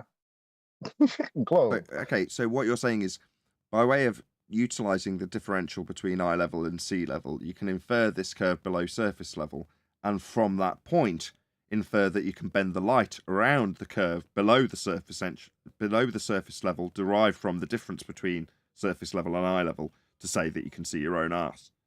It's a lot of steps. Well, you can't infer it. You can only misconstrue the information. It's not an inference. It's wrong. I see. Yeah, that's where Brian's objection's totally sound. But I'm saying, although I'm not suggesting it's an inference or an evidence or even a misconstruing of the differential between eye level and sea level, that is how it was presented by Paul Voigt. I don't know what else to say. They're thick. Yeah. What do you want me to say? Yeah, I understand that, but Rumpus and Paul Voigt are idiots, because what they're claiming can't be actualized even with globe maths, because they're stupid and don't understand their own model. That's Shit what's is wrong not with them. going over the horizon, you just think it is. Weird, I said, since it's been scientifically proven. Scientifically proven? Uh-oh. No, it isn't. You don't know what science is. This guy hasn't got a clue. She had one word for that. Liars. Oh. Really? Oh, really? I would have asked you what your independent and dependent variable was when you say that science has proved it. Bearing in mind that this guy doesn't really have to pay attention to the devastating arguments that we put forth as actual flat earthers. He can just attack his stereotype fallacy. So it doesn't really matter what he says. But ultimately, his response from this particular flat earther, he's created as a straw man, just told him, liars! Oh, really? Me, like I say, I would ask you for your backing of this claim that you've got scientific evidence. Something that has made every single glober quiver when they come here and see the pink writing. Because we'd be asking you for your independent and dependent variable. Observe natural phenomena. Presume cause of the effect. Formulated hypothesis. Science! Like you said you just got. You haven't. You're a liar. I'm not going to suggest my audience go to you to help you algorithmically and let you know that you're a liar in your own comments. But I'm telling your audience, should they come in response to one of my audience telling them that at Nathan Oakley 1980 sent me because we responded to your video. Obviously, I'd love that you responded with a link to my video. But they're going to find us pointing out that you're a liar. That's what I am now pointing out to my audience. I am actually one of his audience. I'm subscribed to this guy. Just fair enough. I'm definitely going to his comments and living there for a couple of weeks now. Excellent. So why, if other objects in space are obviously not space? Which space? The one out towards the horizon where we actually found new worlds. Labelled on the map as New World. Yeah? Or the space where you've never been and millions of pounds and billions of pounds have been invested in a place you've never been to trust the men that say they have. That space. Because this looks like another painting. Flat. How come we live on a flat object? Hope you have a reasonable answer to that one. Right. If the space, how do we live on a flat object? Your space hasn't existed for very long. It's a sky vacuum in violation of natural law and is claimed to be where the new worlds are, even though new worlds used to be found in space out towards the horizon. There is no reason, my child. Just look around you. That TV is rectangular, but the clock is round. The Earth is just different. Sorry, this is the uselessest, most crap, garbage, straw man stereotype I've ever heard. I mean, you've gone completely off the rails. You're telling me that a flat earther, in their right conscious mind, would tell you as an argument that look at the difference between a plate and a clock? Just give you random shapes and their differences to prove Earth's flat? Do you really need it this simple to overcome? This is how pathetic you are at overcoming actual flat earth arguments, that you need them, when you're inventing them, to be this weak. It's absolutely pathetic. Just as all things have certain. Good. He can't reference actual flat earth arguments. He has to make up nonsense and assert that as flat Earth arguments. Because why? Because that makes flat earthers look stupid, which is the whole point, which is because they can't actually prove their globe. So the only thing that they can do is prove that whoever they're speaking to is stupid or ignorant. Yeah, it's got a picture of a kid with an A-frame and a canvas and a speech bubble that says, "I like shapes." So in his mind, he thinks we have the mental capacity of 6 and 7-year-olds. That's what he thinks. And that our argument to him when we are supposing that Earth is flat, no, we prove it and show how it's utilised to save lives in the form of navigation. You know, people aren't lost at sea as a result of measuring a flat Earth. No, this guy thinks it's kids that draw domes and azimuthal equidistant projections with watches and TV screens. Because TV screen flat, but square. Watch flat, but round. I like shapes. That's what he thinks he's up against. Shapes. Well, Mom, I admire your deductive reasoning, and I hope one day I'll see my first square. Define deductive reasoning. Bird swim through a desert of marshmallow sand. Cause hey, there are no rules in this universe. Sarcasm is the lowest form of wit, she replied angrily, but the highest form of intelligence, I quipped, quoting Oscar Wilde. Sorry, now we're in a battle of wits with references from Oscar Wilde. Because your opponent has said, "I like shapes," as their argument. This is sad. This is absolutely pathetic. Do people who are on the globe side when they search flat Earth come across this video and feel fulfilled and satisfied at the end of it? Wild. I then told her something else. I brought up a flight from Sydney to Santiago, Chile. This 7,000-mile flight takes roughly 12 hours. If the Earth were flat, it would take much, much longer. If the Earth is flat, when you represent it with an azimuthal equidistant globe projection that has taken its positioning from a globe that's been projected out onto a cylinder and then rolled out. No, that's the Mercator projection. I forget the process of producing, I did know many years ago, an azimuthal equidistant projection from any point, but I can't just rattle it off at this point. But either way, this particular map, which he's strawmanning us with, by way of his stereotype fallacy grandma, has come from a globe projection. Now, the globe projection came from a globe, and the globe had latitude and longitude lines on it. They came from a flat Earth. So showing that this particular projection of a globe fails, I would say that's a failure of the globe. Don't project flat Earths onto globes and then back out onto flat planes again, and you won't have that problem. When using a map that is specifically designed to only work centre out. Is he using it how it's designed to be used? No, he is not. But he's going to say, this map that's designed to be working from the centre out accurately, as an azimuthal equidistant projection, doesn't work when I don't use it how it's intended, therefore it's not flat. Dick. Learn how this map's used. My favorite part about this... Sorry. Go ahead.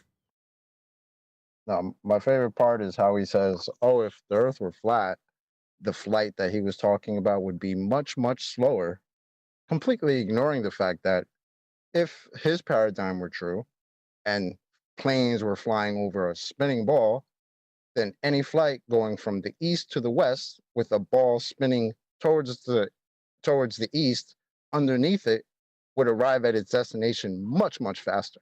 Let's ignore that, though. Yes, that's a good point, Chocolate. Nothing. Earth is claimed to be turning underneath. Pendulums, gyroscopes, bullets, and therefore would also be turning underneath hot air balloons, aeroplanes, drones, and you if you jumped up and down. Now, if Earth was exhibiting, as is claimed, a 15 degrees an hour drift in the form of Coriolis effect, and given that Coriolis effect can only be observed if you are turning beneath things, then globe Earth is claimed to turn beneath things, shortening flight times when travelling west. That does not happen. But you're going to strawman us about how an azimuthal equidistant globe projection fails when used incorrectly. But yet you are supposed to have Earth turning underneath to induce a Coriolis effect we do not observe. You can How does actually the go... lift effect work on his model? That would be the real question if he wants to talk about airplanes. Because What every model? flight ever requires the lift effect. And the lift effect requires the plane to fly horizontally. And also, that's a good point, Brian, but also to assert it's a non-inertial turning reference frame would require a measurable radius value or diameter. We're going to need that first. We're going to need that first before you start supposing all this nonsense about Earth having an axis. Well, what I will say about the Sydney-Santiago flight is this. There's that guy from Australia that, I can't remember the guy's name, he's a podcaster, but he's pretty popular. He went on that flight, and according to his compass, the flight followed the path that would be followed across, following longitude lines across a horizontal plane. Didn't follow the path it was showing on the screen. Now, I don't know. Go online and track this flight. Is everyone lying about the flight time? On a flat Earth map, you can measure the distance. On a globe Earth projection. It's a flat Earth map. Liar. And calculate how long it would take. And it's been done, and it's Really? You'd calculate it on a map that only works center out? Liar. Don't understand how map works. far longer than if the world were a sphere. She just shook her head at that. Not far longer than if Earth was a sphere rotating underneath at 15 degrees an hour to induce Coriolis effect. Yeah, I think Chocolate just covered that, didn't he? Okay, she then said, so if the plane is flying around the Earth's curvature, then surely it wouldn't be horizontal all the time. So how come you take a spirit level on a plane and it shows it is horizontal most of the time? If you attach the world's smallest spirit level to the back of a housefly and whoa. told it to fly around a beach ball, that level would not read flat. Mom, that incredibly simplistic example has convinced me that we undoubtedly cannot share the same DNA. What? She points out that as a fly flies around a beach ball, you'd see the level change. That's absolutely correct. But now he's saying, I question our DNA connection based on that example. She should start questioning it, not him. Yeah, exactly, Brian. That's exactly where I was going. If you point out that spirit levels change as you move around a ball, I mean, if you're an audience member and you don't get this, go and get a spirit level and then move it around a ball and see if it remains level. Yeah, it won't. That's a fact. But he's saying that example means I question your DNA. No, you should just check if they accidentally swapped your child with more intelligence with this Dumbo, whose hand waved an example that's perfectly sound. Let me just say, the Earth is not a beach ball and a plane is not a... So Earth isn't a sphere. Okay. Yeah, that's why you depicted it on a flat Earth earlier. Because it's not a beach ball, it's not a sphere, that's correct.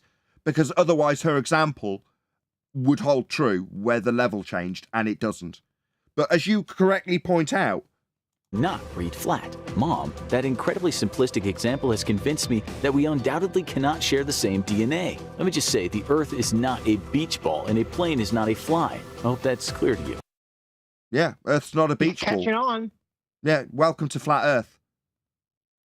Yeah, so what you're saying is... I like the way... What you're saying is when you scale down the Earth as a sphere, it doesn't work. Yeah, well, it would. If it was a sphere, it isn't. So therefore, Earth's not a beach ball. You can't scale down your Earth example because it doesn't comport with reality. I like the way he said that the spirit level would show horizontal most of the time. No, it would be slightly pitched up from horizontal most of the time, which is basically the whole flight. Pitched up front of the plane, pitched up. Because it has to be for the lift effect to work. The lift effect has to oppose weight. And for them to oppose weight correctly, they have to have enough lift, which means they have to be pitched up above horizontal to fly horizontal. Angle of attack. You're pitched above your direction of travel. Your direction of travel is horizontal. The amount of pitch you have depends on your airspeed. So it wouldn't be horizontal. It would be slightly above. One. Isn't horizontal dependent upon a flat plane? That what? I don't get this proof that he's using a flat plane. He's no, it's a hand wave for a flat plane without knowing. That's what it sounds like. Sorry, Chocolate, go ahead. It's globe meltdown. That's what I was thinking. Yeah, what he's saying is his mom is asserting that if you took a level on a plane, it would change, and he's saying no, we're flying around over a ball, but your level is not going to change. That's what he's arguing for right now. No, that's not what he said. What he said is his mother said that the spirit level doesn't change on an airplane, but she said if you put a spirit level on a fly and flew it around a beach ball, the level would change. And he said you can't make that analogy between a spirit level on a plane and a spirit level on a flight going around a beach ball. So he's just thrown out what she's after saying. Yes, it's a hand wave dismissal. He's just hand waved the example and said it's not comparable to Earth. Earth's not a beach ball and a plane's not a fly. Well, no, they're not. But it's an analogy that holds true if Earth was spherical, and it doesn't.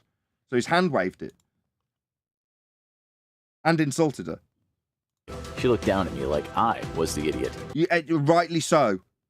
I told her that planes lift into the air with their wings and this enables them to fly, which I thought was pretty obvious. That's interesting. So you're saying that it uses gas pressure. How did you have the gas pressure without a container?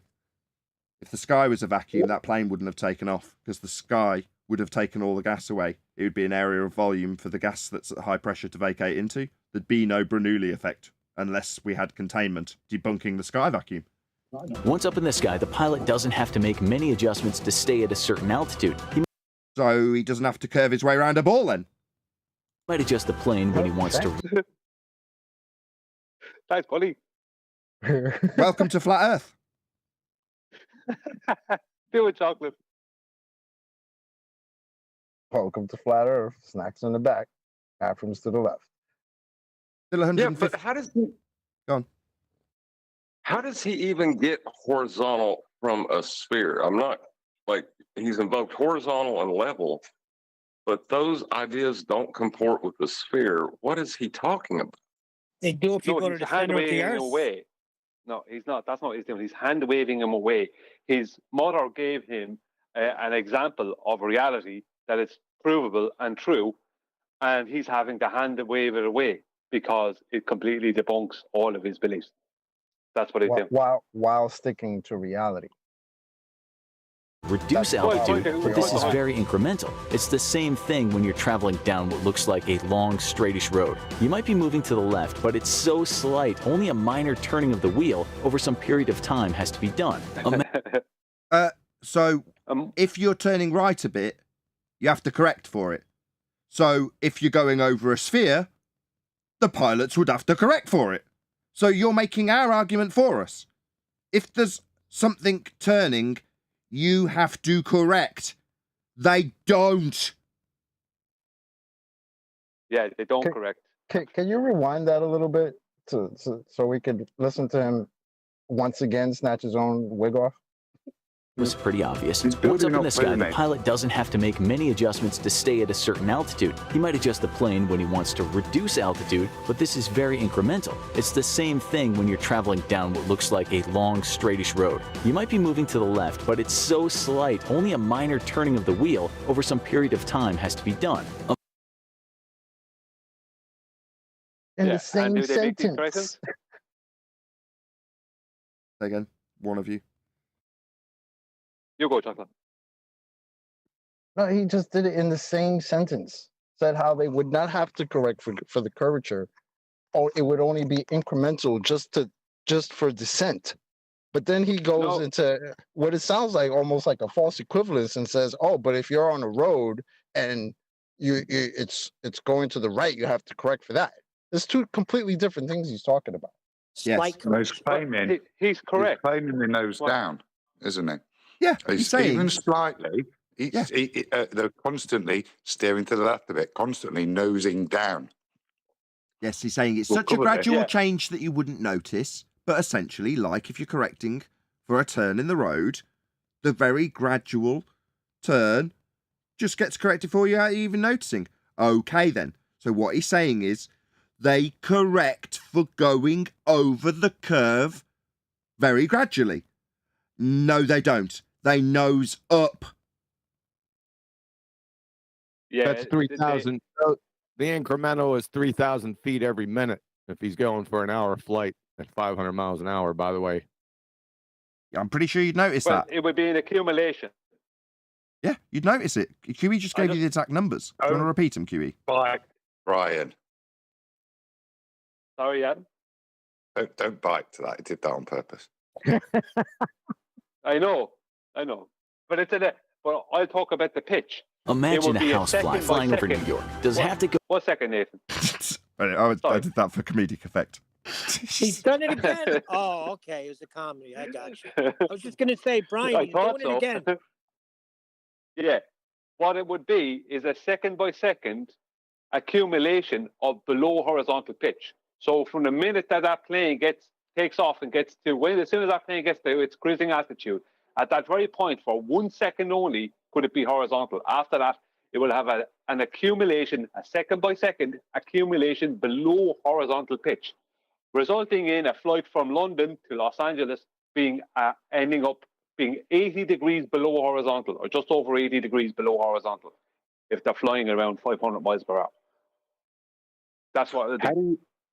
But how do you even get horizontal on a sphere? I don't even see how they can make. But that's what you travel won't. You'll be horizontal for a moment in the air at cruising altitude for 1 second only. No. Horizontal is defined on the ground, which is when they're stabilizing the gyros, calibrating them. That's where horizontal's set. The moment you took off, you'd see that difference. I can't argue with that. Yeah, exactly. You see the difference. And what Adam's just referenced is perfect. It ties back into the principle that's being argued by his mother in this straw man stereotyping fallacy. The mother's saying, in equivalence to gyroscopic motion, you'd see the bubble move. Likewise, you'd see the gyroscope move. In fact, Foucault claims exactly that. The damn thing's drifting because Earth's turning underneath it. Yeah, that's the gyro drifting. Because you're going over a curved surface. That's what would happen. It does not. They reference it to the ground, on the ground, and it, once spun up, remains rigid in space, achieving the very principle required for them to fly. Not drifting. Yet giving them a reference to the horizontal the entire journey, proving Earth is flat. But he's going to hand wave it. That's all he's going to do. Just hand wave. Well, not only that, but you're presupposing, well, I wouldn't even say presupposing, horizontal requires Earth to be flat. Exactly. Go down on a downward trajectory to get where it wants to go? Exactly, she screamed. That just proves my point. I had to sit down for a second and hold my head in my hands. It wasn't funny anymore. I was Sorry. So she reiterates that she's won. And your reaction is, this isn't even funny anymore. Is this a telling confession that once the person who's putting the argument across to you wins, you just go, this isn't even funny anymore? So what it was funny when you were telling her about how men who spend billions to convince you of an area you've never been to was true, that was amusing. And she was worth carting off in a white coat. But when she makes a demonstrable, evidenceable, provable point to you, you hand wave it, and when she reiterates that she's correct, you just tell her it's not funny anymore. Because it was amusing for her. No, she was literally opening up to you in this stereotype fallacy that you've created. no longer having a good time. I just want to say, just the refracted curvature, you have to speak up for yourself as well, or else he'll cut you off all the time at your crescendo. Oh, no, it's all right. I mean, horizontal requires a flat plane. Eye level is a horizontal. Sea level is a horizontal. It's a flat plane. I mean, it's fine. Brian, don't worry about it. We're going to have a meeting later. The union rep has understood and seen what's going on. Yeah, it's a self-esteem issue. He's testing your self-esteem, and if he thinks he can, his will can overpower it. He will, and you'll be left nothing but a broken shell of a person. You like how these guys have just mistaken that for a moment I accidentally left the line closed, thought there was dead air and started the video, glanced across at my desk and realised no, the line was closed, someone was talking and I'd accidentally cut them off.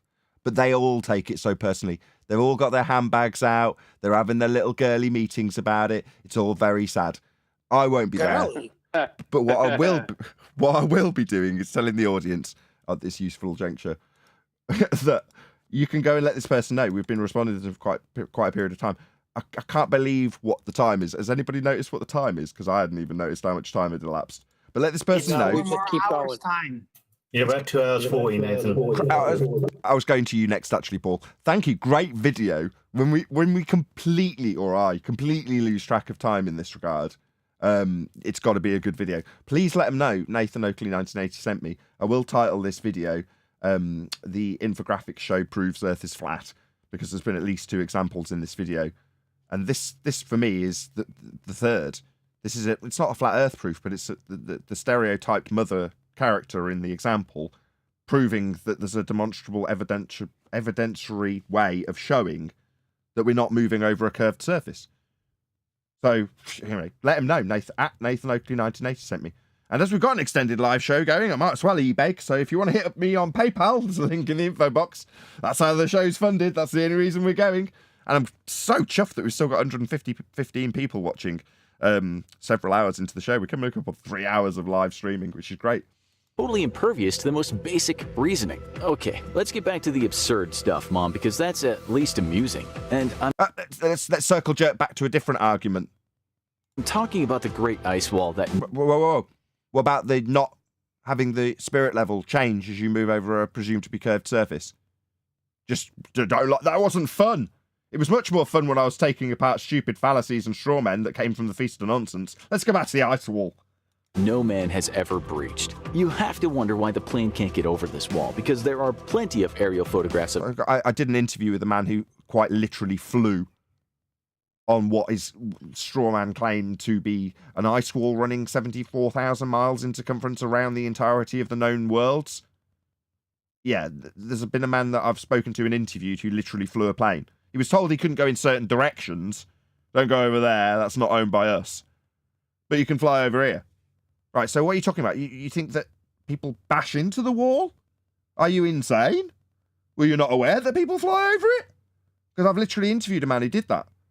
You're an idiot if you think that the flights are going to smash into it. You're nuts. Of Antarctica taken from planes. Well, she said... Go on, Brian. What would be more important would be the flight that never happened that went straight across Antarctica. Their Antarctica. Remember that flight, the flight that doesn't happen. Yeah, that's a good point. He's strawman Math Powerland with the yacht trip. What about the con men that say they're going to go over Antarctica and then take everyone's money and don't do it? Yeah. We're asking for pole-to-pole circumnavigation, something that has never, ever been demonstrated. Exactly. Maybe you just don't want to show us what's out there, so no plane is allowed to go that far. If it did, it would Pac-Man back, like I already told you. But we will get to the edge of the world, and that's why we're going to sail there on the Great Flat Earth Expedition. We've already been. I've already explained this. When we discovered the new worlds, so that was this happening. It's happened. It's been documented in our recent history. But now we've got to speculate like it's always been this amount of land. And there's nothing beyond it. We don't know that. Now, there is no flat Earth expedition, but like I say, there's plenty of globe con men that have figured out that they can orchestrate and arrange for an impossible trip around north to south and never do it. So take the money and just run. Who's going to stop them? There's an entire globe paradigm that's predicated on the idea that you can do it. So when they con people and don't do it, nothing seems to happen. They just keep the money and run away. It's amazing. Okay. Yeah, the only person that was ever claimed to have done it was a guy back in 1982 who's related to the British royal family, and the guy that went with him, he died in 2002 from leukemia, I think. So the only witness left is this guy who claimed to have done it, and there was no evidence that they did it. They just showed pictures of them walking through ice, whatever, right?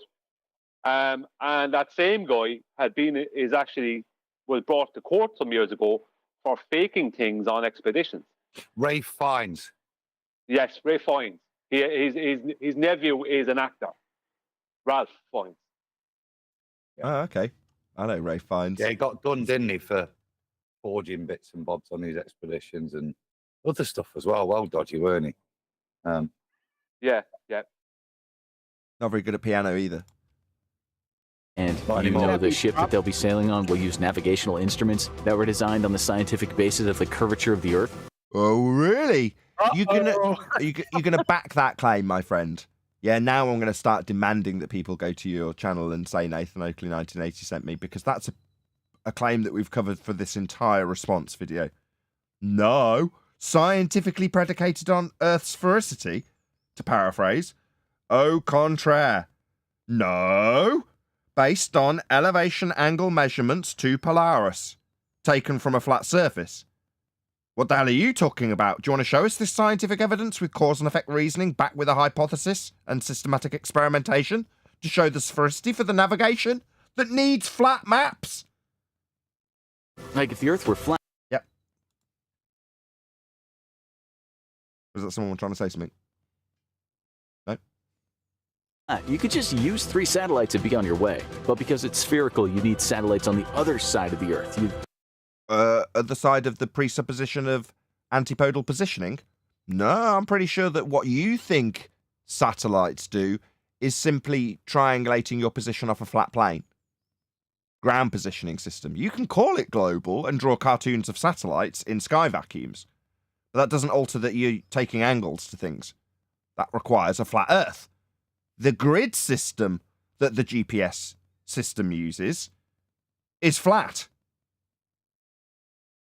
I would also like to point out the cartoon in Google of a spherical Earth, and you zoom in to your position. It only works with a flat plane. It's called a floating grid system, and it is flat maps as you zoom in. And it's just different layers of them. Sorry, they use tile coordinates, which are Cartesian. They're using Cartesian. Tile coordinates are just a square broke into 2, made into rectangles. They're using tile coordinates. John is correct. So as soon as you zoom in away from the globe cartoon, you end up at some kind of reality. Shout out to James Richards for the super chat. Says, I feel so abused. You forgot a super chat. Oh, I'm really sorry. Did I really? There's me thinking I'm keeping close attention on these things, James. Let's see if I can spin my way back through it, and I'll read it out right now. Unless it's been such a long time that I've missed it. Oh, I'm so sorry. It's gone beyond my scrolly scroll. But thank you for the super chats, plural. Really appreciate the support, James Richard. I'm sorry I missed one. Well, just pull up OBS and go to viewer activity, and all the super chats are right there. Yes, I'm sure that's what you'd do. Or James Richard can write it again in comments, and you can just read it out when he writes it. Yeah, I'm sure that's what he could do. Indeed, he do. He scowled at me, but then that turned into a smug smile. Oh, you'll see. We'll get there, and all you deniers will be in awe at what we've achieved. Wait a minute, I said, and I went into the kitchen. I came back and passed her a plastic cake knife that we never use. You might need this, I said. It's dragon glass. That's just a made-up story, she said. I know, I told her. Let that... Sorry, am I missing something? Why is he handing her a knife? Because he's just taking the piss out of his mum now. And then why is he handing her a knife? Hopefully she wants to stick it in his chest. Bit weird. Well, that's what he has to resort to when she debunks him. Sorry, Adam. No, I'm being serious. Why isn't the story? I'm going to rewind because maybe I've missed something. Do that bit and then let it play past it. Because I think. Okay. I came back and passed her a plastic cake knife that we never use. You might need this, I said. It's dragon glass. That's just a made-up story, she said. I know, I told her. Let that sink in. We think after that, you need... So he made up a story about it being dragon glass. Is that what he said? Yeah, he said that. Yeah, it's a made-up story, so he's probably going to use that analogy, just like what you've been saying, Mother Dearest. Yeah, that's what he did do. Need some more conspiracies to sink your teeth into. So watch the video. Is there evidence that aliens did come to Roswell, or? Yeah, that's who he's appealing to. That's his audience, isn't it? Wow, sad. Perfect. Okay, well, with that, I'm going to say, if you are watching this on either Nathan Oakley 1980 or Nathan Oakley Premiering streams, then stay tuned, as there will be an after show to follow. Unfortunately, if you're watching this on the extended live show, this is where we bid you farewell. But a massive thank you to all of you. Smash the super chat, PayPal link, liked, commented, shared, subscribed, joined as a member, and all that good stuff. Obviously, another massive thank you to today's Discord, G+, and Matrix panels for making today's live show possible. Once again, stay tuned if you are watching on either premiering stream. I've been Nathan Oakley, and I will see you all in the next video.